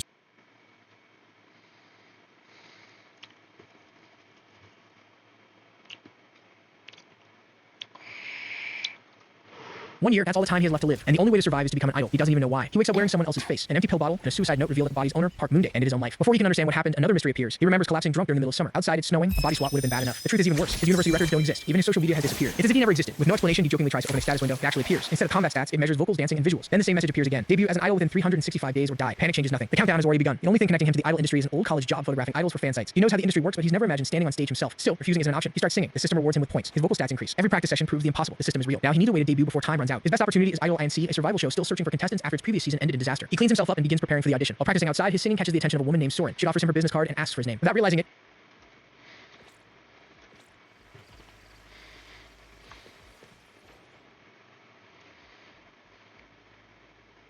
Inferno. If a true hell existed, then that place was certainly it. A knight who had protected his king until the very end lay on the ground, pierced by several arrows. Even as he was dying, he still told his highness Baron that this was all he could do. It was the last repayment he could offer. But Baron ordered Kiri to get up. The knight simply handed over his sword, asking him to raise it one more time, because he could not stop there. So Baron took the sword and charged madly across the battlefield. After all, the war was not yet over. Kyrus, a nation created by dragons and humans, had demanded the national treasure of his homeland, Secretia. They wanted the axis of time, but the request was refused, and that was exactly why that war began. It became the last war in Secretia's history. Even after losing one of his arms, Baron Secretia, the king of Secretia, continued pressing forward with his sword. As several battle mages hurled fire spells at him, Baron could already feel that he was on the brink of death. He knew it was too late, but he could not let that stop him. Not after everything that had happened. After all, he was the sword of Secretia. Then he split an enormous fireball in two with his sword. Standing before him were the Valken, Kyrus' order of mages, and behind them stood the man responsible for turning his homeland into that hell, the Mad King Planchet. After the mages ceased their attacks, a man approached. He was a mage named Arson, commander of the Valken. He asked what Baron's name was, but the king replied that he had already forgotten everything. He said that now he was merely the sword that served that kingdom. The moment he tried to attack Arson, he was struck head on by several ice crystals, and in that instant, Baron saw his entire life flash before his eyes. The fall of his homeland, the collapse of everything he loved, and then all the light disappeared. Later, he woke to find servants he had never seen before. A butler urged him to hurry, saying that Prince Planche had already departed. Upon hearing that name, Baron was struck with shock. He asked how that was possible, and why his arm was there, intact, if it had been torn off in the war. The butler found those words completely baffling, and asked if he had had a nightmare. After all, what did he mean by a severed arm? In that instant, Baron noticed something even worse. His arm was truly in its place. Moreover, memories that did not belong to him began flooding into his head. He asked the butler who he was. Who on earth had he become? The butler then replied that he was Callian Rain Karis, the third prince of Karis. It was in that moment that Baron understood he was living a nightmare, far more terrifying than he had imagined. Confused, he asked the current date. The butler replied that it was April 28th of the year 522. Then Callian grasped the truth. He was 10 years in the past, before the last war had begun. All of this had happened because of the axis of time. A mysterious object capable of turning back time had appeared suddenly in the royal palace of Secretia. The news spread quickly, and Karis, which ruled the continent, immediately began to covet the artifact. Secretia refused to hand over the axis of time, and Karis declared war as though they had been expecting that answer from the very beginning. In Baron's memory, his younger brother Chase had begged him not to leave for the war. Everyone who had gone had died. He did not want to lose the last member of the family as well. Then Callian realized something. In the original timeline, Chase had likely witnessed his death, and after that, he must have used the axis of time to return to the past. That was the only possible explanation. His brother had given him one last chance to prevent the destruction of Secretia. The butler then said he understood that attending breakfast must be difficult, but they could not be late. Callian replied that he was on his way and apologized for the confusion. Inwardly, however, he had already made a decision. He would not waste this opportunity. This time he would survive. Later, Callian, now occupying the body of the third prince, entered the dining hall. The butler apologized for the delay and mentioned that he had not expected the first prince to have arrived before him. This was Randell Sale Karis, the first prince. The three princes of Karis were half-brothers and descendants of the sacred bloodline of Tensel. By the king's order, they were all required to have breakfast together every morning. But according to Callian's memories, the third prince had always been treated as though he didn't exist. As he surveyed the hall, he noticed that one of his brothers was still missing, and just at that moment, the man appeared. Planche, the second prince. He entered with his shirt open and was clearly drunk. Callian felt irritated, thinking that this man behaved that way even as royalty. And worse still, this was the same man who in the future would become the Mad King responsible for Secretia's destruction. From his relaxed and utterly disheveled appearance, it seemed he had already been unhinged long before the war began. From the body's memories, Callian knew that the first prince avoided confronting Planche. After all, Karis' current queen was his biological mother. Within the royal palace, no one dared challenge his authority, least of all the third prince. Just thinking about how to survive in that place was already suffocating him. While sipping his tea in silence, Planche decided to provoke. He said he expected no decency from someone born of that woman. Even hearing that, Callian tried to restrain himself. He could not waste the chance Chase had given him, but the hatred still rose in his throat. He wanted to kill Planche right then and there. Yet before anything could happen, Planche himself slammed a teacup on the table and demanded to know how Callian dared look at him like that. At that moment, Randell intervened and said that was enough. Before leaving, Planche cast one last glance at Callian and said he had lost his appetite because of those disgusting red eyes. Afterward, Randell also stood and told Callian to behave, reminding him that the king's birthday was approaching, and this was not a good time to cause trouble. So Callian thought, irritated, that in the end they still found a way to blame him. Later, a servant named Yan was cleaning the tea that had spilled on Callian's shoes. As he watched, he realized that at least there was one person in that palace who was truly loyal to him. Even seeing daily how horribly the third prince was treated, Yan still cared for him like a true servant. So Callian sincerely thanked him for his concern. This surprised Yan because the old prince would normally only complain and whine in situations like this, but now he was smiling. Upon receiving the memories of this body, Callian also learned about his lineage. He was a descendant of dragons. The first queen of Kyrus had hair as black as night and eyes as red as sacred flames, and Callian was the only descendant to have inherited those traits. The problem was that his powers were considered a complete failure. Because of this, he always tried to hide his red eyes, and the main person responsible for that obsessive behavior was none other than Planche. Even so, Callian found it ridiculous. It was strange to feel as though he were watching someone else's memories, yet at the same time that body was now his. Then Yan commented that he seemed odd that day, and jokingly asked if the prince had read too many stories before bed. Callian replied that it was nothing, and that he was fine. Despite being a descendant of the Karis royal family, he was still the son of a peasant concubine. The old Callian had lived in fear of everything, and had no one by his side except Yan. He was weak, insecure, and incapable of protecting himself. Then an important memory surfaced in Baron's mind. The true Callian died before even the coming of age ceremony. When he asked Yan for more details, he learned that only 4 months remained until the prince turned 15. According to the official story, Callian had attempted to poison the queen, failed, and then hanged himself out of fear of punishment. And that was how the people came to know of it all. Upon hearing this, he walked to the bedroom window while Yan watched with concern. Calculating the dates, he realized there were about 2 months left before the true prince's death. Since he still had no idea what had happened to Baron Secretia's original body, he could not simply sit around waiting for death to come. But rather than doing something drastic, he simply asked Yan for a pair of scissors and cut the fringe that hid his red eyes. Yan was startled and asked what he was doing. He said that Planche would hate it, but Callian replied that he could not keep living like a fool just because that man hated him. He no longer cared about that. This time, he was going to take control of his own life. And as expected, the moment Planche saw Callian like that for the first time, he immediately called him an idiot. Then he sat at the table remarking that those eyes looked like tomatoes. But Callian calmly replied that he had a name. His name was Callian. Planche gave a mocking smile and said of course, he should address him by name, but in the very next instant, he picked up a knife and hurled it, not toward Callian, but toward Yan. Before the knife could reach the servant, Callian himself caught the blade mid-air. His hand was cut immediately and began to bleed. Then Planche feigned surprise and commented that his hand had slipped. He then asked, with heavy irony, whether Callian was hurt. Even while bleeding, the third prince simply placed the knife back beside Planche's plate and replied that he was fine, especially considering that supposed accident. Later, Yan was bandaging his hand while insisting they should call a physician, but Callian said it was just a small cut. Then he asked why Yan hadn't dodged the knife, since it was obvious the attack was meant for him. Yan replied that if he had dodged, Planche would likely have used that as an excuse to hurt the prince even more. Upon hearing that, Callian thanked him sincerely. He then mentioned that the moment he cut his hand, he felt his heart race in a strange way. So he said he was going to wash his face and told Yan not to let anyone in. He also forbade calling a physician. Alone, Callian began to think about what had happened earlier. The instant he tried to use aura to defend himself from Planche's attack, he felt a tremendous pain in his chest. So he decided to reproduce that situation to understand the state of this body. When he concentrated his aura, he noticed something unexpected. Near his heart, there were 3 mana circles. It was then that he understood the truth. All this time, Callian had not been a knight of aura. He was a mage. 3 days later, Yan remarked that the wound on his hand had barely improved and insisted once again that they call a physician. But Callian was more interested in something else. The royal tailor, Seddon Slake, had arrived. The moment the tailor saw the prince, he was visibly surprised by his appearance and immediately apologized for his reaction. But Callian was already tired of that. Since cutting his hair, everyone had reacted the same way. The old Callian, who had suffered his entire life for resembling a mother he never got to know, had come to despise his own red eyes, so much so that he had removed all the mirrors from his room. So he simply told the tailor that it was fine. He said he already knew he resembled Freya and told him to just do his job. The tailor quickly replied that he would begin taking measurements. While doing so, he commented worriedly that the prince needed to eat more because he was far too thin. When Callian looked at his own reflection in the mirror, he realized he truly did look weak. The royal family of Karis was known as descendants of dragons, but the truth was even more complex. They were descended from 2 of the 8 heroes who had sealed the evil god, Rashara and Sisfania. It was Sisfania who gave rise to Karius' royal bloodline, passing on the power of healing and the magical talent known as the blessing of Sisfania. Because of this, Callian's wound should have fully healed a long time ago, but it had not. And worse still, every time he used mana, he felt an intense pain in his heart. heart. That was extremely dangerous. In that state, he might not be able to use either aura or magic, and if it continued, he could die at any moment. While he was thinking about this, the tailor showed him some new clothes, saying they would be perfect for the king's birthday. Then Callian remembered something important. The great mage Everness would also be present. He needed to meet that man. Ellen was considered an idol among mages, and one of the few 7th Circle users on the entire continent. In the past, he had been invited to attend the king's birthday celebration and visit Kyrus, but because of a certain incident, he had ended up being turned away at the kingdom's gates. The story had spread even as far as Secretia, and 10 years later, Ellen reached the 8th Circle, becoming the only mage at that level on the entire continent. And Callian knew very well that no one understood mana better than him. If anyone could resolve the problem with his body, it was Everness. The problem was that he did not know what incident had driven the mage away from Kyrus, but one thing was obvious: that kingdom did not treat mages with respect. Watching the knights training from the window, Callian also noticed something else. The enormous military power of Kyrus existed because of the influence of Planche's maternal family, the Breezen family. That was why he needed the support of mages. Even if just a little, he needed enough power to protect himself from the Breezens. And if he could bring Ellen to his side, perhaps he would be able to prevent the war that Planche would start in the future. But before any of that, he needed to resolve a far more immediate problem. The tailor and the servants were choosing absolutely terrible clothes for him to wear. So Callian sighed and asked, for the love of everything, that they stop putting ribbons and ruffles on his clothes. Later, while drinking tea alone, he realized he was already starting to grow accustomed to this new life. His hand was finally almost healed, and Planche had continued ignoring his existence, which honestly was wonderful. Then Jan appeared to inform him that he had riding lessons that morning, and that evening he was expected to dine with the queen and Vishon Breezen, probably to discuss preparations for the king's birthday. And Callian thought, with some irritation, that one way or another, he still had to deal with those bothersome people. So he returned to his stamina and endurance training, something that left Jan a little worried. But in the prince's mind, it was nothing out of the ordinary, just a walk around the lake. So he told them not to worry so much. After all, what could possibly go wrong? Only later, while running, Callian was already nearly dying of exhaustion. Marilyn, who was accompanying him, asked if he was all right. She was his attendant, and also the second daughter of the defense commander. According to her, on the first day he had managed 4.5 laps around the lake. On the second, only 4. And now, on the third day, he was still on the third lap and already looked completely spent. This made Callian uneasy. He began to wonder if he was really training correctly, because his energy seemed to be diminishing each time. Something was clearly wrong. Marilyn then asked why he didn't simply call a healer if it was that difficult. But Callian replied that everything was fine. In truth, he could not let anyone examine him, because a healer might discover the existence of his mana circles. Not even Jan knew he was a mage and not a knight. If he acted carelessly, his life could end up in danger. So he simply told Marilyn he was fine, and that he would improve with time. Meanwhile, the noise coming from the knight's training ground caught his attention. Callian stood watching the sword strikes, the soldiers running and training relentlessly, and honestly, it looked very appealing to him, because it reminded him greatly of the old days. Marilyn explained that this was the training ground of the Knights of Pabel. Callian replied that he knew, and that he was only looking because he found it interesting. But she asked if he truly understood what the Pabel army represented. So the prince replied, not quite understanding the reason for the question, that they were the royal knights. But Marilyn clarified that, to be more precise, this was the army of knights belonging to the Breezen family, responsible for keeping the king's power in check. But someone overheard the whole conversation and decided to step in. It was none other than Commander Cable himself. The moment he appeared, he said that if they had no business there, they had better leave. According to him, the knights were unsettled by the prince's gaze and could not train properly. Marilyn immediately demanded that he show more respect. After all, this was the third prince. But Commander Cable asked, almost mockingly, if this was indeed Prince Callian. He said he had thought it was just a filthy rat trying to watch the training in secret. Callian felt irritated, but the one who truly exploded was Marilyn. She nearly lunged at the commander and looked ready to start a fight right then and there. But Cable asked why she was shouting so much when the prince himself had said nothing. It was in that moment that he noticed Callian's red eyes. The commander recalled that the prince had always been known as a timid, weak, and quiet little mouse, but that gaze was completely different, and it left him unsettled. Then Callian stepped forward and asked what exactly his duty as commander was. Some soldiers also drew closer to see what was happening, and were surprised to realize it was Prince Callian. Even so, no one showed fear or respect. Pavel himself noticed this. No one in that place respected the third prince. Even so, he replied that they were in the middle of training, and therefore could not speak at that moment. He added that both of them were probably too busy anyway, but Callian did not let it pass, and repeated the question, what was his duty? Then the commander answered that his duty was to strengthen the forces of the royal family, and protect both the royal family and the kingdom. Callian said that was exactly right. Then he snapped a branch off a tree and declared that the commander had failed in both duties. Pavel asked what he was talking about, completely bewildered. So the prince explained that, from everything he had observed, this training did not strengthen the royal family in any way whatsoever. In fact, it was dreadful. In the blink of an eye, Callian vanished from where he stood, leaving only a trail behind. By the time the commander realized what had happened, the prince was already behind him, striking with the branch. Pavel felt an immediate chill, certain he would die if he didn't block the blow. With no other choice, he drew his sword to defend himself. But the most absurd thing of all was that the branch did not break, and moments later, Callian even managed to disarm the commander, remarking that he couldn't believe he had failed to anticipate such a simple movement. It was disappointing. Then the prince addressed the second failure. The commander claimed to protect the royal family and the kingdom, yet he had just insulted a member of the royal family and drawn a sword against him. Could that not be considered treason? In that instant, Commander Cable was completely shaken. He began to wonder if this was truly the same Prince Callian he had known. With no other choice, he dropped to his knees, pressed his forehead to the ground, and desperately begged for forgiveness. He said he had not been thinking clearly, and implored for his highness's pardon. The soldiers were completely stunned to witness that. As for Pavel, deep down, all he could think was that he had been humiliated by that wretched third prince, and he swore he would never forget it. Later, Jan was completely bewildered to see the prince return from endurance training, leading an enormous horse. Callian seemed extremely pleased as he stroked the black animal and announced that his name would be Raven. Jan, struggling to hold the reins, asked exactly where he had gotten this horse. Callian then explained that after everything settled between him and Commander Cabell, he had noticed a horse that no one could tame, not the commander, nor any other knight. The animal was fierce and wild in the extreme, so he had simply decided to bring the horse back with him. But Jan still asked whether that would truly cause no problems, because as far as he knew, that was not Prince Planche's horse. Callian replied that the soldier himself had said anyone could use that horse, so in his view, finders were keepers. Even so, he asked Marilyn to keep it quiet. But shortly afterward, he felt another sharp pain in his heart. It seemed he had pushed his body too hard again. Meanwhile, someone had been watching everything attentively. Every movement of Callian's, every shift in his behavior, and even the way he fought were all being analyzed. The mysterious messenger then returned to his true master and reported everything he had witnessed. After hearing the report, the man replied that even worms writhe when stepped on. But according to him, even if someone struggles, that doesn't change who they truly are. He then remarked that simply crushing that boy and killing him would be too dull. For now, it would be more interesting to simply observe. Later, during the dinner arranged with the princes, Callian felt a little uncomfortable having to face Planche again. He still wasn't used to the whole situation, but he noticed something strange. The prince seemed more dejected than irritating that evening. Perhaps it was because of the queen's and the viscount's delay. But before she even appeared, her presence could already be felt by the scent of flowers that filled the hall. And the moment he noticed it, Callian immediately recognized who was arriving. It was Celeste Breezen, the current queen of Kyrus. After the death of the previous queen, Celeste had used the power of the Breezen family to seize control of the royal knights. Most nobles supported her, and this caused the pitiful third prince Callian to become so insignificant that even a mere commander could treat him like garbage. That was why, in the eyes of many, he needed to be eliminated. The queen's attendant asked if they would really deal with Commander Cable after what had happened. Celeste replied that they would, and said a suitable compensation would be arranged to resolve the matter. But she also made clear she did not wish to be troubled with such trivial affairs in the future. According to her, it wasn't worth wasting time on things so insignificant. She said this while looking directly at Callian. She then commented that he had grown considerably. Callian replied calmly, but not by much, but that he would certainly grow a great deal more in the future. As he spoke, he kept his red eyes fixed on her. Then the Baron remarked that he had barely recognized the prince. Now, at last, he was showing his own face. He even said that he should have cut that hair sooner. This man was Renan Bresson, second son of Marcus Bresson. The queen was clearly displeased at the compliments directed at Callian, but she responded normally all the same. She then asked for the food to be served, saying she was hungry. Callian, taking in the whole scene, could only think that even the viscount seemed slow-witted. Things in that palace truly were exactly as the rumor said. Shortly afterward, Celeste quietly approached her son, concealing part of her face behind a fan. She asked about his horse. According to her, the animal no longer obeyed anyone. She then asked whether her son hadn't said he had completely lost control of that horse. The prince set down his cutlery and coldly replied that the horse had been useless from the start. After that, he simply rose and left the table. 3 weeks later, the annual celebration of the king's birthday took place, the most important event in the entire kingdom. Congratulatory delegations arrived from many places. The elves sent numerous luxurious gifts along with many other valuable items, and as expected, the princes were preparing extensively for the grand event. During the fitting, the tailor once again took Callian's measurements and asked if he was really eating properly. It was then that he noticed blood trickling from the prince's nose. Immediately, all the servants fell into a panic. Jan quickly ordered a cloth to be brought and for a physician to be called, but Callian replied that it was nothing serious and that he was fine. Even so, the tailor begged forgiveness for his boldness, but remarked that the prince had lost a great deal of weight. According to him, 3 weeks ago, Callian had not been this then. The prince replied that he had perhaps just been exercising too much lately. He said he had been pushing himself quite hard in recent days, but in truth, he knew the situation was worse than it appeared. His energy was deteriorating more and more, and the pain when using mana continued to worsen. There was likely some serious problem with his heart. The tailor then said he should not treat the matter so lightly, and asked if he had seen a physician recently. Callian replied that there was no reason to get an examination, just because of a simple nosebleed. But Yan, trying to salvage the situation, suddenly blurted out that the prince had been picking his nose the day before. According to him, it must be a little difficult telling others about a habit like that. The servant stared at the prince in silence, trying to process the information. Then Yan confirmed everything with complete nonchalance. He said the prince had been exercising a lot and eating well, and that the bleeding was probably due to that. The tailor ended up accepting the explanation and replied that if that was the case, there was no problem. After all, no one knew the prince better than Yan. He even gave Callian a wink, proud of having resolved the situation. Callian's only thought was that the wretched man. In truth, Yan already knew everything. Callian had told him about being a mage, and also about the problem with his heart, and yet Yan had managed to put the whole thing to rest in that ridiculous manner. At least they had escaped the problem for the time being. After that, the tailor said he could finally attend to the clothes, but complained about the lack of time. Yan replied that the prince still had a little time before the event. The attendant said that all was fine then, and began the final adjustments to the ceremonial clothes. Shortly afterward, Yan asked Callian if today was the day. The prince immediately understood what he meant. By now, rumors about his health would soon begin spreading throughout the entire palace. That was why, that very night, he absolutely had to find Elon. But later, when the luncheon between the princes was supposed to take place, the butler appeared announcing an unexpected change. According to him, His Majesty had decided to hold private audiences with each prince individually. When Callian entered the private audience, he was quite nervous. He truly had not been expecting this. So he entered the chambers of Roman Larun Kairis, the king of Kairis. Callian greeted His Majesty, but received no reply. The king simply ignored him. Even without being fully versed in Kairis' noble etiquette, the prince knew very well that this was extremely rude. Only after several seconds did the king tell him to sit down. First, the son offered birthday congratulations to the king. Then Romain asked how he was, and remarked that he looked well. Callian thought that even the servants passing through the corridors knew how quickly he had changed, and it was precisely in that moment that he understood why the king had arranged individual audiences. If he met all three sons at once, he would have to make the effort of sustaining a group conversation. By separating them individually, it was far more efficient, because for the king, even spending time with his own sons during his birthday was merely a waste of time. The more Callian observed that family, the more he saw how chaotic it truly was. A father who cared nothing for his sons, a first prince who was completely indifferent to everything, a second prince who was practically a troublemaker, and a queen powerful enough to even look down upon the king himself. And in the midst of all those people, there was someone trying to kill Callian. Later, during the public parade of the royal family, the prince appeared before the crowd, and everyone immediately noticed that he looked completely different. Plancha, on the other hand, seemed utterly drunk, as always. But the court gossips quickly noticed that something was off about the atmosphere within the royal family. Something had clearly changed. And at that evening's ball, everyone finally confirmed the rumors. There truly was a prince with black hair and red eyes. Callian had cut the fringe that had hidden his face, and was even wearing a red pendant. It was practically a public declaration that he would no longer hide. Later at the ball, Jan approached Callian to ask why everyone was staring so much at his clothes. The mood between the two was light, because the outfit had truly turned out beautifully, and even Seton seemed pleased. But Callian remarked that people were not staring merely because of the clothes' beauty. They were also wondering why he had appeared wearing such striking jewelry. He even explained that he had gone to great lengths to stop the tailor from covering his clothes and exaggerated ruffles. Even so, Jan said everything suited him very well. After that, Callian asked whether Jan's family was also in the capital. He then explained that his younger sister and father had returned to their hometown, while the rest of the family still lived in the capital, and would only set foot in the palace if they received an official invitation. He then asked whether he should have Raven prepared for him, but Callian noticed that Jan did not wish to continue talking about his own family, so he decided not to press the subject. Regarding Raven, Callian replied that it was not yet the right moment. He said there was someone he wanted to meet first, and then asked if Jan knew why this place was called Siegfried Hall. Jan replied immediately that he did. The name was a tribute to the surname of the first patriarch, and also to one of the 8 heroes of the War of Two Paths, Duke Sleiman von Siegfried. He was the only duke connected to the Siegfried family, and despite possessing immense power, had remained loyal to the royal family for over 500 years, all to protect the territory of Sisvania. Even Baron was impressed hearing that story. Then Jan asked if that was precisely the person Callian wanted to meet, and he confirmed at once that yes, it was. It only took mentioning the name for Duke Sleiman von Siegfried to appear before them. A family with centuries of loyalty was exactly the kind of ally Callian liked, so he decided to discreetly test the duke. Callian sent a small pulse of mana in his direction, and the man instantly turned to face the prince. In that moment, Callian thought he was truly remarkable. He had sensed the mana in an instant. Even so, he pretended not to have noticed the duke's presence. Later, after the king's speech, everyone was invited to enjoy the evening. The king raised a toast to chaos, while Callian took advantage of the distraction to slip away with Yan. Raven was already prepared for the ride, and as always, showed himself to be intelligent and gentle. But Yan warned him not to be fooled, because that horse was known to become quite a troublemaker when Callian was not around. Then Yan asked if they were going only as far as the front gate, but the moment they drew near the gates, Callian heard an argument taking place. A man was being turned away by the guards. It was the mage Ellen Monosil. One of the guards was saying that he had no invitation and therefore could not enter, no matter who he was. Then Ellen asked whether Karis judged the social standing of guests solely by appearance. According to him, that was truly lamentable. Hearing this, Callian realized there was indeed a problem, but it also became clear that Ellen seemed to be stirring up trouble on purpose, almost as though he were looking for an excuse not to enter Karis. Shortly after, the mage simply turned around and walked away. When Callian tried to go after him, Yan quickly stopped him, reminding him that a direct order from the king forbade anyone from leaving. But Callian thought that if they let it go, they would lose Elon. So he rode off on Raven anyway, telling Yan to do what he could. The black horse leapt over the soldiers with no difficulty whatsoever. Meanwhile, Yan was desperate for a few moments, but quickly regained his composure. He had received an order, and above all, was the prince's subordinate. His mission was to protect him no matter what. So he faced the knights and declared that Duke Siegfried had permitted the prince to leave. One of the soldiers immediately demanded to know who he thought he was to use the duke's name in such a manner. Then Yan undid his tied hair and revealed his true identity. He was Yan Siegfried, the eldest son of the duke. Later, his own father heard the whole story and burst into laughter, saying he couldn't believe his son had done something so clever. He also mentioned that sending the boy away to look after that kid had perhaps been a good decision after all. But Yan replied that it had not been something good, because now his relationship with the king would likely be ruined. Even so, the duke explained that he did not intend to question the situation much. According to him, Romain thought too deeply about things. If the prince received the Siegfried family's support without suffering any punishment, that would practically be equivalent to officially acknowledging a friendly relationship between them, and most likely Brizen would find that troublesome. For that reason, it would be best to simply pretend nothing had happened, regardless of why Callian had left the palace. Meanwhile, on the road, Ellen finally stopped and asked the third prince why he was following him. Only in that moment did Callian realize the rumors were true. Seventh circle mages truly did appear to stop aging. Then he asked whether Ellen truly intended to leave just like that. The mage replied that when he had tried to open a closed door, he had found the threshold too high. In that instant, Callian thought that this infuriating man was clearly speaking in insinuations. Shortly after, Ellen explained that he had gone after a closed door, while an open one stood before him. Then Callian countered by saying that perhaps he was so busy blocking the wind that he had forgotten to sweep the dirt from his own threshold. Translating all of that veiled exchange, the prince was essentially asking where on earth Elon had put his invitation. The mage replied that he hadn't expected the guards to make such a ridiculous error, but what surprised him most was something else entirely. The prince was not trying to apologize or flatter him. On the contrary, he was criticizing him directly. That was honest, brazen, and entirely unlike the false attitudes of other nobles. But then Elon noticed something strange about Callian. On instinct, he took the prince's left hand and injected mana into his body. In that instant, Callian felt a tremendous pain in his heart. It was as though the mana inside his chest had violently collided with Elon's mana, sending the two repelling away from each other. Afterward, Ellen commented that even when doors were closed, the wind could never be completely blocked. Right then, Callian realized the mage had already discovered the problem with his body, so he asked what that meant. The mage replied that from a certain point onward, it would truly become impossible for him to continue using mana normally. But the real problem did not appear to be the mana itself. The boy might not have realized it yet, but there was something far worse happening inside his body. And in the end, Ellen also remarked that Kairos treated all mages with contempt, even those who carried the blood of dragons. The great mage had come to that family on his own terms, and his intention was to make them all look like fools for having let such an important mage slip through their fingers right under their noses. Meanwhile, Ellen himself mentioned that perhaps his encounter with the third prince had truly been fate. He then asked why Prince Callian had come after him. The prince replied that he believed it was too, and that because of that, he needed his help. Ellen knew full well what Callian's situation was. The third prince was despised by all and surrounded by enemies within his own family. So the mage created a barrier of silence around the two of them so no one could hear the conversation, and asked whether his goal was merely to prevent things or to uproot the problem entirely. Callian replied that his ultimate goal was not the throne, but rather to use it as a means to reach another objective. That caught Elon's attention. The boy was interesting. The prince was following in Sisvania's footsteps and needed his help to get where he wanted. That was precisely why Elon found himself drawn to him and asked for the invitation to be extended once more. more. Then Callian knelt before the mage Ellen, saluted him as his master, and invited him to the ball, and thus Ellen Manassil accepted the invitation to help him. Later, Yan confirmed with his father whether truly no one knew who he was. No one could find out his identity. His father replied that he had already taken care of everything and told him not to worry. After that, Yan asked how Leia was. Duke Siegfried replied that she was doing well as the head of the lesser family that he had abandoned. He also said that if his son grew tired of this game of living as a servant, he could return at any time. He further mentioned that they probably would not see each other for quite a while, but Yan replied that they would meet again in 3 months. Then his father asked if he truly intended to give up that position. Yan's only answer was that the prince would soon turn 15. At that moment, Slayman asked his son if he knew what their family's nickname was. They were known as the Elephants of Karis. For a long time they had never coveted the throne, yet were still powerful. They were called kings of the animals, those whom even predators dared not touch, and who only rose up when it was truly necessary. Then he grabbed his son by the neck and said he was telling him this to show how strong their surname was. He said that Yan had inherited that strength and could do as he pleased. He then complained, calling his son an idiot for making him worry like that, while squeezing his neck even harder. Gasping for air, Yan protested that he was choking. Later, straightening his uniform, he said he needed to leave and that they would see each other next time. Slayman replied that he was truly a Siegfried through and through, even in that strange way of his. Still, he admitted to himself that he had grown curious about Callian and wondered when that boy had grown so much. He was different. He didn't know what the boy was planning for the future, but he decided he would keep an eye on him. The following morning, an exceptionally luxurious carriage, recognized by all, arrived in the capital. It bore the emblem of 7 red flowers and a silver staff. It was none other than the renowned archmage Ellen Manassil. As he walked, Ellen thought that his new disciple had done something rather charming. The previous night, Callian had asked him to arrive precisely at 9:30 and pass through the gates at that exact moment. Walking through the middle of all the nobility who hadn't stopped talking about him, Ellen realized that the prince had been waiting for the perfect moment to display him to the nobles and thoroughly upset the political game. The butlers received Manassil and informed him that his majesty awaited him. Later, the king asked whether it was true that he wished to have lodgings within the kingdom. Ellen confirmed it and said he needed a residence in Kairos. Romain knew that to compete with Celeste, he would need someone as powerful as Ellen, but he found it strange that the archmage had offered himself in such a way, and therefore suspected he must be playing something. Then Ellen revealed that the previous night he had come across a black cat with red eyes in a nearby square. The cat was intelligent, so he thought to teach it a few things. However, since he had nowhere to stay, he needed a suitable place. Not understanding, Romain asked what exactly he intended to teach this black cat with red eyes. Then Ellen replied that he intended to teach magic, of course. And not only that, he also wished to create an environment that the cat would enjoy, but for that he would need the assistance of the master of the house, and perhaps a little tidying up as well. It was then that Ellen revealed he had decided to accept Prince Callian as his disciple. Therefore, Brisson would not be able to stop him. He also stated that he did not intend to spend the entire day teaching magic, and that if a board master chose to assist his majesty, no one would have the right to interfere. After all, this was the true invitation from Prince Callian. The king replied that he would arrange a place for him to stay. He said the royal house was already so messy that it couldn't get any worse. Even so, he admitted he was curious, because he had always heard that the child had nothing particularly special about him. Upon hearing that, Ellen thought that the boy's physical condition was wretchedly special. Special enough that it would be hard to find anything normal about him, and yet it seemed the king merely repeated what he heard from others, without truly knowing his own son. So the mage asked directly whether his majesty even knew his son's height. Romain simply turned his face away in silence. In that moment, Ellen realized it was true. The king knew absolutely nothing about his own son, so he explained that sometimes too much attention can become poison, while indifference can act as medicine. But in this case, he knew very well that being busy was merely an excuse. The king replied that he would consider that disrespectful attitude as an expression of concern for the prince. He said it was absurd to have to explain such a thing, but that he cherished all his children, especially Callian, because he was precious to him. He then suggested they conclude the conversation. But before he could leave, Ellen raised another barrier of silence and told the king to stop stalling. He then began listing the prince's symptoms. He said the boy had shortness of breath, chapped lips, a bluish tinge to his skin, and purplish fingernails. His clothes had been hastily adjusted because he had lost far too much weight. He also experienced dizziness upon waking and suffered from nosebleeds. Then Ellen looked directly at Roman and warned him that if he continued only watching from a distance, his son would end up dead. Meanwhile, one of Callian's maids informed Yan that it was nearly noon and the prince had not yet had his morning tea. So Yan asked to have the tray brought to him, saying he would handle it personally. When he entered the room, he noticed his highness was still asleep. He thought this must have been difficult for him, but suddenly Ellen appeared right beside him, asking whether the prince had not yet woken. The shock was so great that Yan asked where he had come from, but Ellen simply ignored the reaction. Irritated, Yan protested that this was extremely discourteous. Then the archmage replied calmly that he was well aware that people without permission were not allowed inside the palace. Right away, Yan asked if this meant he had broken in without authorization. Ellen replied pleasantly that with a little magic that was not so difficult. So Yan asked him to leave, explaining that the prince's health had not fully recovered. But Ellen only asked if he truly didn't remember him. He said he had been in Baron some years ago and called Yan Little Elephant. In that instant, Yan was inwardly panicking. His own father had guaranteed that no one would discover his identity, yet Ellen had recognized him immediately. At that moment, Callian himself woke up and asked how long he had slept. Then Yan simply informed him that he had a visitor. Recognizing who it was, Callian asked if that was his teacher. Later, Ellen handed the prince a small pouch full of pearls and explained that it was medicine. He said that at the moment, the boy was facing 2 problems. The first was the inability to use mana. The second was the fact that he was losing weight far too rapidly. Without explaining much at all, Callian could tell his teacher was very skilled at identifying symptoms. Then Ellen asked seriously whether he possessed the power of the blessing. The prince replied that he did. He had healing abilities and an affinity for magic. However, it seemed that even his healing power had disappeared. Perhaps there truly was some problem with his heart. But Ellen asked if he had never found that combination of healing and magic strange. Then Callian replied that he had imagined the blessing fortified his heart, since it was the source of mana. Ellen confirmed that was correct. The blessing's power did indeed strengthen the heart. However, his blessing had not disappeared. His heart had no problem whatsoever, and the mana was not blocked. The true problem was that the blessing was being used completely on something else, pushed to its absolute limit. That was why it could no longer heal wounds or sustain the body normally. Right then, Callian understood everything and asked whether he was being poisoned. Ellen confirmed it. He said that if not for the blessing, the boy would have died long ago. His body was being destroyed because the blessing was consuming muscles and mana to constantly neutralize the poison. That was precisely why his heart had begun rejecting the excessive strain. Upon hearing this, Callian recalled that in his past life, that body had been killed, but now he understood that the poisoning had begun much earlier. It had not been something planned at the last moment. It was a slow-acting poison, used to destroy his health gradually. Then a deep hatred took hold of him, not for himself, nor for Baron, who now occupied that body, but for the true original third prince, an innocent boy who had suffered alone until he died. The bloodlust that emanated from him in that moment was so intense that even Ellen was startled. Afterward, Callian asked whether the medicine was an antidote. Ellen replied that he had prepared it hastily, but was certain it would work. But then the prince asked what would happen if he continued taking both the poison and the antidote at the same time. Right away, Ellen said that was madness. Even with the antidote, the poison would continue to take effect, only more slowly. He could not risk something like that without even knowing who was responsible. But Callian replied that he already had a suspicion. He believed the source of the poison was the tea he drank every morning. After all, he drank it in front of everyone, and no one else shared the drink with him. They had probably chosen that method precisely because it appeared safe. Then he realized that the true Callian had likely discovered what was happening to his own body in the previous life and had decided to stop drinking the tea. That might have been exactly why they decided to kill him directly afterward. But now the situation was different. It was no longer the old Callian in that body, and precisely because of that, he had no idea what method they would try to use to kill him this time. He at least needed to find out who was behind all of it. So he asked Ellen to keep it secret until he found the culprit. If they discovered that the tea was the problem, Yan and the other servants could end up in danger alongside him. Ellen replied that the little elephant would be fine in any case. Even so, he understood the reason for the request and agreed to keep the secret. He then asked what he intended to do now. In that moment, Baron recalled his past life when he had needed to deal with vile people to survive and reach the top. And in moments like those, he always ended up thinking of his own father. So Callian replied that he wanted to meet Ella on the following night, outside the palace. Meanwhile, Blanche was also having difficulty getting up. First because he simply did not want to rise. Second because he had gotten drunk again. The queen herself entered his room to scold him personally, complaining that he was late again and reeking of alcohol. She said he was still hopeless, even after having been stopped from drinking during the ceremony at the square. Irritated, Blanche asked why she was there and told her to say what she wanted before leaving. Then the queen told him that Callian now had a teacher, and not just any teacher, but Ellen Manassil himself, a 7th circle mage. Even the aristocrats were hesitating in the face of that news. But Blanche only asked what that had to do with him. Then the queen drew very close and said he needed to ensure that all the effort she had made would not go to waste. She told him to get ready immediately because many eyes would be watching, and it would be better not to disappoint her. In that moment, Blanche said nothing, but the moment she left his room, he exploded in rage, smashed the bottle he was holding, and ordered all the servants to leave immediately. In his mind, all of this was Callian's fault. Later, the official parade for His Majesty Romain's birthday took place. The princes rode just behind him, accompanied by the luxurious royal carriages, and some people, unlike what had happened in the past, were specifically waiting to see Prince Callian. Gradually, he was becoming less hated by the common people. As they rode through the parade, Yan asked how he was feeling. It was a relief to see he seemed better than the day before, but even so, he still shouldn't push himself too hard. Callian replied that he would rest properly afterward, and thought it might be the effect of the antidote. Breathing was certainly much easier now, and the pain in his heart had also diminished considerably. Then Yan informed him that the day's schedule was still long. After the parade, there would be an equestrian show, and later a ball. In Callian's mind, it seemed almost as though they were trying to kill the prince with one engagement after another. Even so, he told Yan not to worry so much, because he could still handle everything without a problem. But while surveying the crowd, Callian noticed a few people with fair hair walking hooded through the dark alleyways. Among them was someone he recognized immediately. It was Kiri. He was certain of it. Even the black horse Raven began to stir, trying to break away from the parade, while Yan struggled to control him. In that moment, Callian realized Raven was responding to his own feelings, but it was not yet the right time. So he stroked the horse and calmed him, saying it was all right. They would go after Kiri later. Deep down, he knew he needed to find Kiri. He needed to repay him for what he had done in his past life. Later, His Majesty was being received by Melfort Paloon, owner of the Paloon Empire. Callian recalled that it was he who had organized the equestrian show in place of the Brisson family. Because of that, the man had been dragged into a pointless power struggle, but that did not concern Callian in the least. If he was not mistaken, Randall would be injured during that equestrian show, and Baron Paloon would be hanged because of it. As soon as they entered the first hall, Callian immediately noticed the chandelier that would fall on the prince's head. That was far too suspicious. At an event where the king himself was present, how had the knights failed to check something as important as a massive chandelier hanging above the royal family? Just thinking about that commander made him irritated. Even so, perhaps he should help Paloon. Perhaps he could give him a chance to survive. So he quietly passed beside him and remarked that the chandelier above seemed a little unsafe. He then asked if it might not be better to check it once more. Paloon was confused and looked up at the chandelier without understanding. Later, the equestrian show was already in full swing. The audience was captivated by each performance, and Paloon himself was animated to be seated beside His Majesty the King. He had prepared far too much for this event and could not afford to waste this opportunity. But then he looked back at Callian and remembered the warning about the chandelier. As a precaution, he decided to check. When the staff examined the chandelier, they discovered that one of the cables had been cut. Had it not been for Callian's warning, the chandelier would have come crashing down directly onto one of the princes. This left Paloon shaken. How had the prince known? Could it have been mere coincidence? Callian himself was also impressed by his response. After all, Paloon had risen from his seat even while sitting beside the king, all just to check a chandelier. At least he was decisive, and that was good. Even so, Callian couldn't understand to what extent the Brisson family hated the Polonaise to engineer an incident of that magnitude. It was then that Planchet stared at Callian and said loudly that he did not know his own place. He further stated that he felt like vomiting just looking at that filthy, pathetic blood. Everyone heard this clearly. Outwardly, Callian feigned irritation, but inwardly thought that Planchet had no idea what he had prepared. That was certain. He also knew Salisi must be furious in that moment, and indeed she was. She thought that idiot should never have said something like that, especially not that day. But she also noticed that he had done it deliberately. Meanwhile, rumors about the second prince began to spread among the nobles. They said he only caused embarrassment in front of His Majesty Romain, that he was nothing more than a drunkard with no future prospects whatsoever. At the same time, many commented that if Ellen Manisil supported Prince Callian, then he would be a far more fitting candidate to assume the crown. That day, everyone would need to decide whom they would support. When the performance ended at sunset, Randall had managed to avoid the incident. Romain also showed little reaction to what had happened with Plancius. For Callian, everything was unfolding exactly as he had wanted. Even so, the queen remained far too quiet for someone who had supposedly planned the incident against the Palonaise. Strangely, perhaps even she had not anticipated it. While thinking about this, Baron recalled a chess match he had once had with his brother Chase. On that occasion, Chase had asked whether he truly believed the incident in Karis had been merely a terrorist attack against the royal family. So Baron had asked if there was any other reason to try to hurt the prince, but Chase would not give the answer so easily. He said that would take the fun out of it. They could make a bet, or he could just offer a single clue. According to Chase, the incident was far too blatant, almost as though those responsible wanted to be caught attacking the royalty. And there was a simple reason for that. If the owner of Karis' second largest empire were to be eliminated, the one who stood to benefit most would be Renan Brizon, owner of Karis' most powerful empire. After all, without the Polonese, he would have no more competition. Callian had also learned through Yan that the Paloon Empire owned a diamond mine, so everything began to make sense. If the Palooners were eliminated, the Brizon Empire would be able to exert influence over the diamond market. Renan was quite clever, and after observing the whole situation, had decided to save Baron Paloona's life. But now Callian intended to take advantage of that, so he had Yan cancel all engagements after the performance. Yan was baffled and asked why. Callian replied that the remarks he had heard earlier had been far too shocking for him, and Yan genuinely believed it. Growing concerned, but the third prince explained that because of that, he would not be able to attend the ball that evening. Meanwhile, Romain was in his reception room, lost in thought. He recalled Elon's words about his son, and also thought of Callian's mother, but his thoughts were interrupted by the arrival of Queen Salais. A maid appeared to change the teacups and pour a fresh one for the queen. Salais herself noticed that another guest had been there before her, but Romain only told the maid it was fine, as she would not be staying long. Afterward, he asked what she wanted. Salais sat down and began to speak about the incident that day, asking whether Brisson would take responsibility for the situation. Romain realized that Planche's loose tongue had ultimately discouraged the queen, yet she remained arrogant even so. Then Salais remarked that the performance that day had been impressive and suggested rewarding Baron Paloon for having conducted everything so well. But Romain replied that the very fact she said that made it obvious she had something in mind. After all, he knew very well how Salais operated. So the queen proposed the idea of granting Paloon exclusive rights over the supply of royal horses and the management of the stables. The king was surprised because that was extremely lucrative, and as Elon had said before, she was right. Earlier that day, in that very same room, Elon had explained to the king that there was absolutely no chance Salais would give up the royal guards over that incident. That was too important for her to lose. However, she would offer an appropriate price in exchange. Therefore, His Majesty should pretend not to know anything. So Romain decided that during the ball that evening, Planchet would enter alongside him. The queen immediately broke into a wide smile and said that her son would be very pleased to hear that. And that was exactly what happened. During the ball that night, Romain and Planche entered together. Furthermore, as a reward for the performance, Paloon received the exclusive rights over the management of the royal horses and stables. Everyone noticed that this was clearly a deal struck between Romain and Celeste to benefit Planche. But the following morning, the one who ended up receiving an enormous pile of gifts was Callian. Yan asked what he should do with so many presents, but the prince replied that he had no need for false people who changed sides so easily. So he had everything sent to the Mages Association, with the exception of the 2 gifts sent by Baron Paloon. Even so, he asked Yan to check who had sent each gift, in case anyone important was among them. When Yan opened the Baron Paloon's gift, it revealed a luxurious necklace for Raven, covered in jewels, a large and extraordinarily beautiful collar. Callian was bewildered as to how that had ended up there. Yan explained that Baron Paloon had asked what the prince cared most about, and he had replied that it was his horse. Even so, Callian remarked that Raven was receiving a more luxurious necklace than anything he himself had ever been given. In his view, Paloon was trying to discover the prince's true intentions, because if he accepted the gift, the Baron would probably send another one afterward, as a way of expressing his gratitude for having his life saved. But for Callian, Paloon's life was worth far more than a few jewels, so he told Yan to ask the Paloon Empire for the value of that necklace, because he wished to pay for it. When Yan asked why he didn't simply accept the gift, Callian replied that he wasn't paying out of fascination with it. In truth, what had really caught his attention was something else sitting there in the corner. So Callian pointed to a carnivorous plant with a dark and sinister aura. Yan drew closer and explained that it was a gift from the Mages Association. Callian remarked that he had heard mages typically didn't have much of an aesthetic sense, but Yan replied that according to the letter sent along with the plant, it was extraordinarily rare. After it died, the flower's pollen would glow in the dark and drift through the air, which was why many enthusiasts adored the plant. Upon hearing this, Callian had a wonderful idea. He even liked the way the artist seemed to emphasize his every move, first from behind, then slowly turning, until that moment of pure realization emerged. A true eureka. So he said to leave the plant right there, because he had just thought of something interesting. Later, he and Yan put on a little act. Callian pretended to spill some tea on his own hand, as though he had burned himself. Then Yan quickly asked the maids to clean everything up. The cup fell to the floor, and the tea spread everywhere. Some of the liquid even reached the plant's pot. One of the maids noticed that the plant seemed to have reacted poorly to the tea. Then Yan asked whether it would be all right. Callian replied calmly that it would. After all, it wasn't as though there were poison in his tea, was it? The moment he said this, the maid was utterly stunned. Even so, he continued, telling them to leave the plant where it was, because he had grown quite fond of it. Sometime later, Callian and Ellen were riding discreetly, far from the palace. During the ride, Callian thanked him for the help he had received. Ellen replied that all of this had happened because of a certain prince's outrageous request to take both poison and antidote at the same time. How could he forget something like that? Even so, he noticed that Callian seemed far happier now that he was outside the palace. The prince then asked why that might be. He had been waiting for this moment for a very long time. Upon hearing that, Ellen even wondered if he had nearly let something important slip for the first time. In the end, Callian simply remarked that this was his first time going out like this after so long. Then Ellen asked whether His Highness had permitted this outing. Ellen replied that he probably hadn't, and that he was likely receiving news of it at that very moment. Callian knew this would happen, but he was not in a position to criticize anyone, since he had simply ridden off and left Yan behind. Ellen replied that was exactly it. He then asked if that didn't mean abandoning his own disciple. Shortly after, the mage asked a serious question and wanted to know whether he had truly taken the antidote correctly. Callian replied that yes, both yesterday and again that day. Thanks to the medicine, his body felt much lighter now. Moreover, the person who had served the poisoned tea seemed blatantly nervous. He had planted an interesting seed, literally. Ellen commented that his student was so talented that he might not even need him anymore. But Callian replied immediately that he still very much needed him, master. Afterward, the two began to bid farewell to that brief, discreet ride. The mage explained that unfortunately they would need to go their separate ways from that point on. Since the prince himself had insisted on going alone, there was no stopping him. Callian thanked him for understanding. Before parting, Ellen reminded him once more that the mages association was on Tynentia Street and said he would be waiting there should the prince turn up. Then Callian promised that the two of them would meet again. They set off in different directions, but perhaps they were heading toward the same destination in the end. Before stopping by the mages association, Callian visited a blacksmith to commission a dagger. He wanted a beautiful weapon with a simple gleaming hilt and a black blade. That was already perfect for him. In addition to the small temporary sword he already carried, he had now also commissioned a custom-made sword. But he still needed information to spy on other nations. His homeland Secretia maintained secret agents spread across the entire continent. They were far more efficient than ordinary informants and had been managed by the kingdom for many years. Beyond being spies, they were all trained assassins and expert disguisers. The one who had created and organized all of this was de Blanc, the king of Secretia and Baron's father, and in the past Baron himself had participated in it. Later, Callian arrived in front of Nelangsha, a carrier pigeon rental shop, or rather Baron, now living as Callian, knew that place very well. After all, he himself had managed one of its information points there for a long time. The street was practically deserted, with only a few drunks wandering back and forth. That made his disguise considerably easier, but he still needed to be careful. After all, he was the third prince of Karis. He could not simply be seen walking freely outside the palace. The problem was that his hair and eyes drew far too much attention. When he entered the shop, he noticed several cages of carrier pigeons scattered throughout the place. At first glance, everything seemed normal. Then the shopkeeper asked if he was looking for a carrier pigeon. Callian replied by saying those birds seemed to never wake from their sleep. The man replied that they did sleep quite a lot. Then Callian remarked that they must have come from very far away because they looked utterly exhausted. There could be no better reason for them to sleep like that. After all, there was no better place for a tired bird to rest. But Callian knew very well that those birds were fake. Then the shopkeeper asked directly what he had come to retrieve. Callian replied calmly that he needed some birdseed. The man said they did indeed sell birdseed there, but in the very next instant he drew a knife and pressed the blade against Callian's neck, slicing through part of his hood. He then said coldly that regardless of that, he did not recall having sold any birds recently. Callian knew that man was no ordinary person, but he also understood it would be difficult to deal with him in his current body. So he simply placed his hand lightly on the knife and pushed it aside, saying that this little bird had just left the nest and was looking for food. For that reason, it couldn't be sold just yet. In that place, birds were codes used for secret agents who collected information. Secretia kept the identities of its agents in absolute secrecy, even from one another, precisely to prevent information from leaking should any of them be captured. The logist then asked whose bird it was. Callian knew that if he used the name of his father from his past life and pretended to be a Secretia agent, no one would notice the lie. So he answered that it was a bird of Nebulade, which was actually an anagram for Dibula. The logist was clearly shocked by this. Taking advantage of the reaction, Callian calmly asked him to give a little birdseed to that newly hatched bird. From that moment on, he would begin acting as the first prince of Kairos, using Secretia's secret agents to steal information. Later, he was led to a secret passage. The logist remarked that he must be a new recruit and asked him to memorize his name, since they would likely be meeting frequently from that point on. He introduced himself as White Eagle. Callian then responded that his name would be Red Swan. White Eagle asked what kind of birdseed he needed. Callian answered that he wanted one item and one piece of information. The man then asked for 8 plurins as advance payment. At that moment, Callian thought he might be trying to trick him, but White Eagle simply replied that was the fixed price. Later, the man truly delivered everything he had promised, the item and the information he needed. Before leaving, however, White Eagle gave one final piece of advice, saying that place was extremely cruel. Callian merely thought that, no matter how dangerous that place was, it perhaps still wasn't more frightening than himself. However, when trying to return home through the nighttime streets, he noticed a large crowd of people gathered together. He tried to pass without drawing attention, but he and Raven had their path blocked. Callian asked why they were blocking his way, and one of the hooded figures apologized, explaining that a deceased person was departing on their final journey. For that reason, if it wasn't urgent, they asked him to wait just a moment. It was then that Callian realized he was in the middle of a funeral. He hadn't even noticed before, so he replied that it was fine. He would wait there. As he watched, he began thinking about how funeral customs changed from one nation to another. In Kairos, red flowers were left floating along the river. There was a legend that said if someone crossed the bridge at that moment, the deceased would end up losing their way. In Secretia, they placed a special flower called Sinistar over the grave. During the day, it bloomed white. At night, it glowed blue. The Sinistar symbolized that the living and the dead would never meet again, representing the separate paths between the two worlds. Callian began to wonder whether his brother had placed a Sinistar on his grave before time had turned back. Perhaps he himself was the deceased who had ended up lost along the way. The hooded figure thanked him for his patience and said he could now continue on his way. At that moment, Callian remembered that he was now the third prince of Karis, so he mounted his horse, revealed his face, and said he would pray for the soul of the deceased, wishing them to rest in peace. When he departed from there, Arson was quite surprised. Callian already knew it was him, but Arson simply commented that the boy seemed to be a good person. Along the way, Callian began noticing several establishments bearing the name Sisphania. There was Sisphania's deep sleep, Sisphania's food, Sisphania's rest, and even Sisphania's deep alcohol aroma. When he was still Baron, he had already heard stories that Sisphania seemed to be everywhere in Kairos, and apparently that was truly the case. Upon entering one of the establishments, the man who received him said he could take him to an empty spot, but Callian replied that he wanted the 4th floor of that building. The man was visibly surprised, but quickly asked him to follow, saying he would take him there immediately. The detail was that the building clearly did not have 4 floors. He was led to a room at the back. Then, recalling the information he had received along with the birdseed delivered by White Eagle, he found a hidden lever and activated the mechanism. As expected, there was a secret basement. Only the information he was seeking was not something as simple as a betting table where money flowed freely, though that was indeed happening down there. The place was far deeper and darker than it appeared. Passing through many men completely addicted to gambling, Callian reached an illegal fighting arena. At that moment, 2 men were practically killing each other inside the arena. In the end, the one who remained standing was Gerard, the bloodthirsty. The announcer declared that those who had bet on White could come to receive their dividend certificates for exchange. Meanwhile, some gamblers cursed furiously, saying the damned man should just die already because they had lost a fortune betting on him. Others enthusiastically celebrated Gerard's victory. Callian felt disgusted by that environment. The constant smell of blood and that scene where all humanity seemed to disappear were things he deeply despised. Upon entering, he still had to pay an entry fee. After that, he was guided by one of the establishment's waitresses. Apparently she could not speak, so she only gestured to indicate the way. Callian quickly noticed that her ears had been cut off. Moreover, she clearly seemed uncomfortable wearing those short clothes. All the waitresses also wore tracking devices fastened to their necks. This made it evident that they had no way to escape from there. At a certain point, the waitress pointed to tray number 27, indicating that he needed to place a bet. Callian decided to simply go with the flow until he got what he really wanted. The rules of that place were simple. You bet. People fought. If the fighter you bet on won, you received double the amount, and then the cycle continued endlessly. Later, the 10th fight of the night was ending. In front of Callian, there was already an enormous pile of money. He had turned just 3 coins into 1,536. The arena staff were already beginning to talk about him discreetly, but Callian's goal there was not merely to win money. Then came the main fight of the night, a special match worth 4 times the normal betting amount. On the white side was Sean the Bloody Hammer. The challenger would be the man known as the Relentless. The moment he saw that man, Callian realized he had finally found the one he was looking for. This was someone extremely important to Baron's past. The man who in his past life had mentioned that he used to fight in illegal arenas to earn money, though he took no pride in it whatsoever. The challenger of that night was precisely the man who had saved Baron in his past life, the Relentless Kari. As soon as he was announced, Callian immediately went all in on black. Even the waitress serving him was shocked. People around began asking if that boy was crazy because he clearly knew nothing. Kari's win rate was 0%. He had never won a single fight. The man beside Callian even tried to warn him, saying he was just throwing his money away and that it was far better to bet on the other fighter. After all, that wretch had never managed to win even once. Even so, Callian simply asked the waitress whether she had checked everything correctly. He then asked her to take good care of his chips. The other man replied that it was none of his business, but that he was only trying to offer advice. Sean the Bloody Hammer was known for being cruel and utterly vicious. As soon as the two entered the arena, most of the crowd began shouting his name, urging him to finish off that newcomer at once. Some people laughed, saying the rookie bettor had lost all his money out of pure greed. Kiri himself listened to all of it in silence as he prepared to fight. Sean then provoked further, saying that thanks to some wretch who somehow was still alive, that brat would end up losing all his cash. Then the main fight of the night finally began. Despite his enormous size, Sean was extremely fast. In the very first move, he advanced, pressing Kiri without giving him room to breathe. A brutal kick sent him crashing against the arena fence, making blood run from his mouth. Callian felt worried watching this. He knew very well that without a sword, Kiri couldn't fight at his full potential. Even so, the young man kept resisting. Kiri tried attacking quickly, but couldn't land hits on his opponent. The physical difference between the two was obvious. He was being completely dominated. Then, when he was thrown against the fence once more, Callian himself called his attention in the middle of the fight. He warned him that before attacking, he shouldn't expose his shoulder. Kiri was confused for a moment, thinking about what that meant, but in the next exchange of blows, he noticed the mistake. This time, he didn't leave his shoulder open. He dodged Sean's punch and finally managed to land a clean hit right in the giant's stomach. And after that, the situation completely turned around. Carrie launched an incredible series of punches that brought Sean the Bloody Hammer down without giving him any chance to react. The entire crowd was in shock when the newcomer, with a 0% win rate, managed to win his very first fight. Immediately, everyone began cursing Sean relentlessly for having made them lose money by betting on him. Meanwhile, Carrie simply stared at Callion, who watched everything with a wide smile on his face. Only the problem came shortly after. One of the arena staff approached Callion, saying that someone was looking for him and that he needed to come along immediately. Later, he was brought before the owner of the arena and casino. The man remarked that he was quite talented, having managed to turn just 3 coins into over 6,000. But he also said he was concerned about handing such a large sum to a child like him. Callion replied that he thought the man would at least try to negotiate. Apparently, he was more of an idiot than he seemed. The casino owner grew irritated and asked who was protecting that boy for him to act with such boldness. Then he ordered him to take off his hood and show his face already. But Callion calmly replied that things would become quite troublesome if he did that. At that moment, around 10 subordinates approached, pointing knives and swords at him. However, when the first one tried to lay hands on the prince, Callion reacted immediately, driving a knife into the man's hand. He then said, with disappointment, that he thought the only useful thing that place still had was common sense. The casino owner replied that it was too much money to simply hand over all at once, but Callion made it clear that he didn't want the money. He wanted Carrie. The man was outraged and replied that their master would never allow that because that wretch had just started generating money for the arena. While thinking that this brat must be crazy, the man tried to convince himself he still had the upper hand. After all, no matter how skilled the boy was with a knife, they were still the majority. Only that thought vanished the very next instant. Callion made a quick slash through the air and cut across the table with an aura attack using just the knife. The strike completely destroyed the casino owner's clothing, leaving the man practically in his underwear in front of everyone. In that instant, he realized it truly was aura and panicked, ordering them to bring Carrie immediately. Yet while maintaining his calm composure, Callion himself was already at his limit. He hit his mouth with his hand as he discreetly spat blood, thinking he couldn't use that strike a second time. His body simply wouldn't withstand it. He then realized he needed to finish this quickly before he passed out. Shortly after, one of the guards came running back and reported that there was a problem. Carrie was refusing to leave without a girl named Hina. It was at that moment that Callion remembered that at that time, Carrie still had a younger sister. In his past life, he had never been able to save her while she lived in that arena. That had ended up becoming one of the greatest regrets he carried for the rest of his life. Even so, the casino owner simply replied irritably that it didn't matter whether it was 2 or 3 people. He told them to bring everyone over at once. So Callion himself decided to go fetch them personally. But before that, he made it clear that he wanted his money back. Later, the siblings were finally being rescued by him. Even so, the 2 of them remained suspicious and withdrawn. Carrie thanked him, but asked why he was doing all of this. Callion simply placed his cloak over his shoulders and told them not to be so suspicious. He said he had no ill intentions. It was then that Carrie finally recognized his face. In that very instant, he begged forgiveness, addressing him as Your Highness and saying he had not been able to recognize him before and had even dared to suspect him. But the prince told him not to lower his head. He said he was not someone who needed to do that. Callion understood their situation very well. Half-elf siblings with no money and no one to protect them. He then also commented on the habit Carrie had of exposing his shoulder during fights, explaining that it was something common among novices who practiced fencing. He then asked whether he wanted to become a knight, but Carrie replied that wasn't exactly what he wanted. He said he wished only to become a sword capable of protecting everything, not necessarily a knight. That greatly excited Callion. He then handed the young man a sword and said that perhaps he couldn't be a knight just yet, but he could act as his protector, and if he still wished to learn how to use a sword while doing so, he could come find him at the palace. Carrie couldn't understand why he was receiving such a good opportunity just like that. Callion answered only that in the future he would need a good sword at his side, but deep down he knew that was his way of repaying everything Carrie had done for him in his past life. Meanwhile, in Everness's office at the Mages Association, he was analyzing a recently arrived message. According to the mage sent to accompany the equestrian presentation, the one who had warned Melforpaloon about the candelabra had been Prince Callion, and thanks to that, Melforpaloon ended up discovering the cut rope above the prince. Everness himself was left wondering how his disciple had known about that, and as if summoned by the thought, Callion appeared at that very moment. Everness immediately asked what had happened, wanting to know if he had gotten into a fight. After all, the state of his clothes was terrible. The prince simply replied that a few little things had happened. The mage then commented that, judging by how calmly he said that, what he had done that day must have been something quite complicated. Callion admitted it had been an extremely long day. He had managed to find Carrie, set a trap to uncover the culprit behind the poison floor, and overall, everything was following exactly as planned. Even so, something still left him uneasy. Perhaps because he had done too many things in too short a period. Everness himself was astonished by his disciple. He then began serving tea using magic, making the beverage pour itself into the cups. Seeing that, Callion remarked that he was finally seeing an office that truly looked like a mage's. After all, tea serving itself was exactly the kind of thing he had imagined. But Everness asked what he expected to find there. A strange soup full of bubbling oils? Callion replied that actually yes, because the office was far more normal than he had imagined. Even so, one thing caught his attention. There was an unsheathed dagger on the table, something that didn't fit the decor of the place at all. But then he realized that dagger was his own weapon. Everness asked why he thought the dagger was there and said it truly should be in that place. Shortly after, using telekinesis, he sent the blade flying directly toward Callion's heart. Observing the prince's reaction, Everness remarked that for someone with such a weakened body, he was quite fast. Even while spitting blood, Callion managed to deflect the weapon's trajectory using his own blade. The mage then explained that it was a magical tool created by Sisphonea, capable of copying the hidden weapon carried by the opponent. It worked as a kind of warning. At that moment, Callion realized that from the very beginning, Everness had genuinely intended to attack him as a test. With no patience left to keep hiding everything, he activated his aura. Sensing it, Everness asked since when he possessed aura, because that made no sense for someone who barely knew how to use a sword. He explained that since their first meeting, he had already found the prince strange, but had chosen to ignore it. But things had started becoming more and more suspicious. The king had mentioned that the prince was afraid of horses, and then suddenly he became a different person. Furthermore, when he discovered he was being poisoned, instead of fearing death, he showed a thirst for blood. To Everness, that energy clearly belonged to someone who already had blood on his hands. Not to mention that Callion knew an incident would occur during the equestrian presentation before it even happened. While speaking, Everness was already using healing magic on the prince's body. Deep down, he wanted to believe in him, not suspect him. So he asked whether Callion could finally explain everything to his master. After a moment of silence, Callion revealed the truth. He said that in reality, he was not the true Callion. His real name was Baron Secretia. After hearing the entire story, Everness spent some time trying to properly absorb everything. He then asked whether the true Prince Callion had died, but Callion replied that he believed not. In the beginning, he hadn't known, but he could still feel the true prince's presence within that body. Even so, Everness recalled that when they first met, he had said he did not covet the throne. So he asked what his true objective was. Callion replied that he only wanted to prevent the war. He still didn't understand why Planche wanted the axis of time, but if the root cause of the problem continued to exist, everything would repeat itself once again. For that reason, they needed to uncover the truth. But Everness wanted to know one thing first. He asked whether Callion was doing all of this for his own sake or for the sake of Baron's brother. He then revealed something shocking. In Secretia, there was only one first prince, Chase. He had always been the only son of the royal consort. The queen didn't even have a male child. In other words, someone named Baron had never existed. Upon hearing that, Callion was completely shaken. He realized his existence simply didn't exist anywhere, not in Secretia, nor in any other country. He then began thinking that perhaps something had gone wrong when he traveled back in time using the axis of time. Perhaps the space-time had been distorted, and he had ended up taking over someone else's body. Everness then explained that the current Chase had already secured his position as crown prince of Secretia. Just as the past and present were different from the reality Baron knew, the future had also changed. Therefore, he no longer needed to worry about Chase, because the prince was living very well. Callion understood that the mage was telling him to stop clinging to the past. He then explained that he understood his concern, but assured him that wouldn't happen. Since the day he had opened his eyes in Karis, he had already abandoned the idea of living as Baron once more. After that, he asked whether Everness truly accepted all of this, even knowing he wasn't the true prince of Karis. But the mage replied that it had never mattered to him. From the start, there was only one person with whom he had formed an alliance, and that was precisely the man standing before him at that moment. Later, as they rode together, Callion asked whether his master already knew about the axis of time, because it seemed as though he recognized the object from his reaction. Everness then told him that about a year ago, Prince Chase had also asked about the axis of time. He had even traveled secretly to Secretia to investigate the matter, but only discovered that the artifact had not been created by humans. Furthermore, a month ago he had received news that the axis of time had disappeared from Secretia, so he asked whether it wasn't exactly around that time that Callion had appeared in that body. The prince then realized that the artifact had disappeared precisely when he traveled back in time. Unable to understand the reason for all of this, he asked Everness why he thought it had happened, but the mage replied that he had no way to answer that question yet. However, there was someone who knew far more than him, and who would soon meet the prince, Sisphonea herself. At that instant, Callion recalled that he would soon reach his coming of age. The Rosalita was the coming of age ceremony of Karis's princes, a ritual where they were officially recognized as members of royalty upon finding Sisphonia's empty nest. It was in that place that they could hear her will, but Everness reminded him that none of that would matter if he died first. So he said the first problem to solve was the poison tea, but Callian replied that the seed he had planted had probably already borne fruit. When he returned to his room, he noticed that the carnivorous flower received from the Mages Association was still alive and healthy. Then Jan appeared, saying that he had finally returned, and asked whether he had any idea how worried he had been. After all, the prince had said he would return by midnight, but it was already the early morning hours. But Callian asked if he wanted to see something interesting. He then took Jan out to the terrace. Confused, Jan asked why they were there in the cold of the early morning. As he observed the plant, Callian began explaining what he had discovered. That flower was extremely rare, so almost no one knew its properties. On purpose, he had spilled the poison tea near it to observe the reaction of the palace maids. The poison used was so strong that an ordinary person wouldn't survive even a week. If the plant had truly absorbed that poison, it should be dead. But the flower in his room remained perfectly alive. In other words, someone had swapped the original plant for another one. It was then that small beams of light began to appear in the darkness of the early morning, looking like many fireflies glowing through the air. Enchanted, Jan remarked that it was truly beautiful, and in that instant, Callian finally understood. The flower glowed when it died, and those lights served to guide him to the culprit. The beams began advancing through the palace garden and led directly to the personal garden of Queen Celeste Reason. Callian woke the following morning to the sound of rain beating against the window. His condition seemed much better than before, so much so that even Jan noticed the difference. When he brought the prince's tea, Callian noticed on the very first sip that the dose of poison had increased once again. He then asked Jan whether there were any important engagements that day, and whether all the nobles would be present that week. Jan replied that the nobility conference would be taking place, and that even the king himself would attend. Upon hearing that, Callian began to think. After the conference, there would be a grand banquet, and that would be the perfect moment for the poison to finally take effect. This meant that Celeste Prison was accelerating her plan to the fullest. After finishing the tea, he discreetly took a dose of the antidote. When Jan asked what that was, Callian casually replied that they were just vitamins to help him feel better. Even so, Jan remained suspicious. Something about that tea had been bothering him for some time. After the incident at the equestrian presentation, Blanche stopped attending the prince's breakfasts. For Callian, that was great. After all, it would be problematic if Blanche ended up interfering with his plans as well. While eating, Callian remarked to Randall Sale Karras that the roses would soon be blooming. The prince stared at him for a few seconds in silence and, after finishing his meal, simply left without saying anything. Confused, Jan asked why he had suddenly talked about roses out of nowhere. Callian then calmly explained that he had seen some flowers while walking, and remembered that Randall Sale Karras liked to cultivate them. There was no hidden meaning in it, or at least that was what he said. Later, even with the rain falling heavily, Callian continued his usual morning training. Seeing that, Ella Manassil asked whether his disciple was perhaps a masochist. Callian replied that actually, things got worse for him whenever he stopped training. He then asked where the mage had come from. Ella Manassil replied that he had a quick conversation with Roman Laroon Karras, but was curious to know why he had been summoned there. Callian explained that he needed to ask his master for two things. First, he wanted to discover the identities of two people. Ella Manassil replied that wouldn't be difficult. He then asked what the second request was. The prince explained that he also wanted to investigate suspicious cases involving nobles, particularly any incident related to the prisons. Before he even finished speaking, Ella Manassil replied at the same time, because he had already expected precisely that request. Even so, he commented that his disciple was demanding too much of the old master by asking for two important things at once. That only showed he was in quite a hurry. Callian then revealed that Celeste Brazen had increased the dose of the poison. Upon hearing that, Ella Manassil remarked that he had probably already found the culprit then. After all, he had already suspected who it might be. Callian also warned that she would soon try to act against the mage himself. It might be difficult to attack someone as powerful as Ella Manassil, but that still created a good opportunity for them to grow stronger. The mage asked whether he intended to use him as a shield, but Callian replied that he did not. He wanted to use him as a weapon. He knew the power of mages very well. After all, in the future, the White Demon's army composed of mages had destroyed his homeland and taken his life. He therefore told Ella Manassil that he wanted to create a mage troop, but the mage replied that mages were not knights, and that kind of organization was extremely difficult to develop. Even so, Callian insisted it was possible. At that moment, Elon Manassil reminded himself once again that his disciple knew the future. Callian then explained that when Romain Laroon Karras proposed the creation of a mage squadron in the future, everyone had laughed at the idea, including the Breezens, especially the Breezens. No one thought it important enough to deserve attention, and it was precisely thanks to that contempt that Romain Laroon Karras was able to continue the project without interference. In the end, he truly did create the squadron, but after the troop stabilized, he died under suspicious circumstances. After his death, the squadron ended up being handed to Planche, who had inherited the throne, and as for the results of that magical army, Ella Manassil already knew very well what they had been. Even so, Callian admitted that this time around it wouldn't be easy to repeat all of that. He then revealed that he intended to negotiate using Celeste Brizen's poison tea case. Curious, Ella Manassil asked how he would do that, but Callian replied it was still a secret, and that he would explain afterward. The mage only commented in a tired tone that this was truly a very reassuring answer. Callian then suggested he ask Romain Laroon Karras' opinion,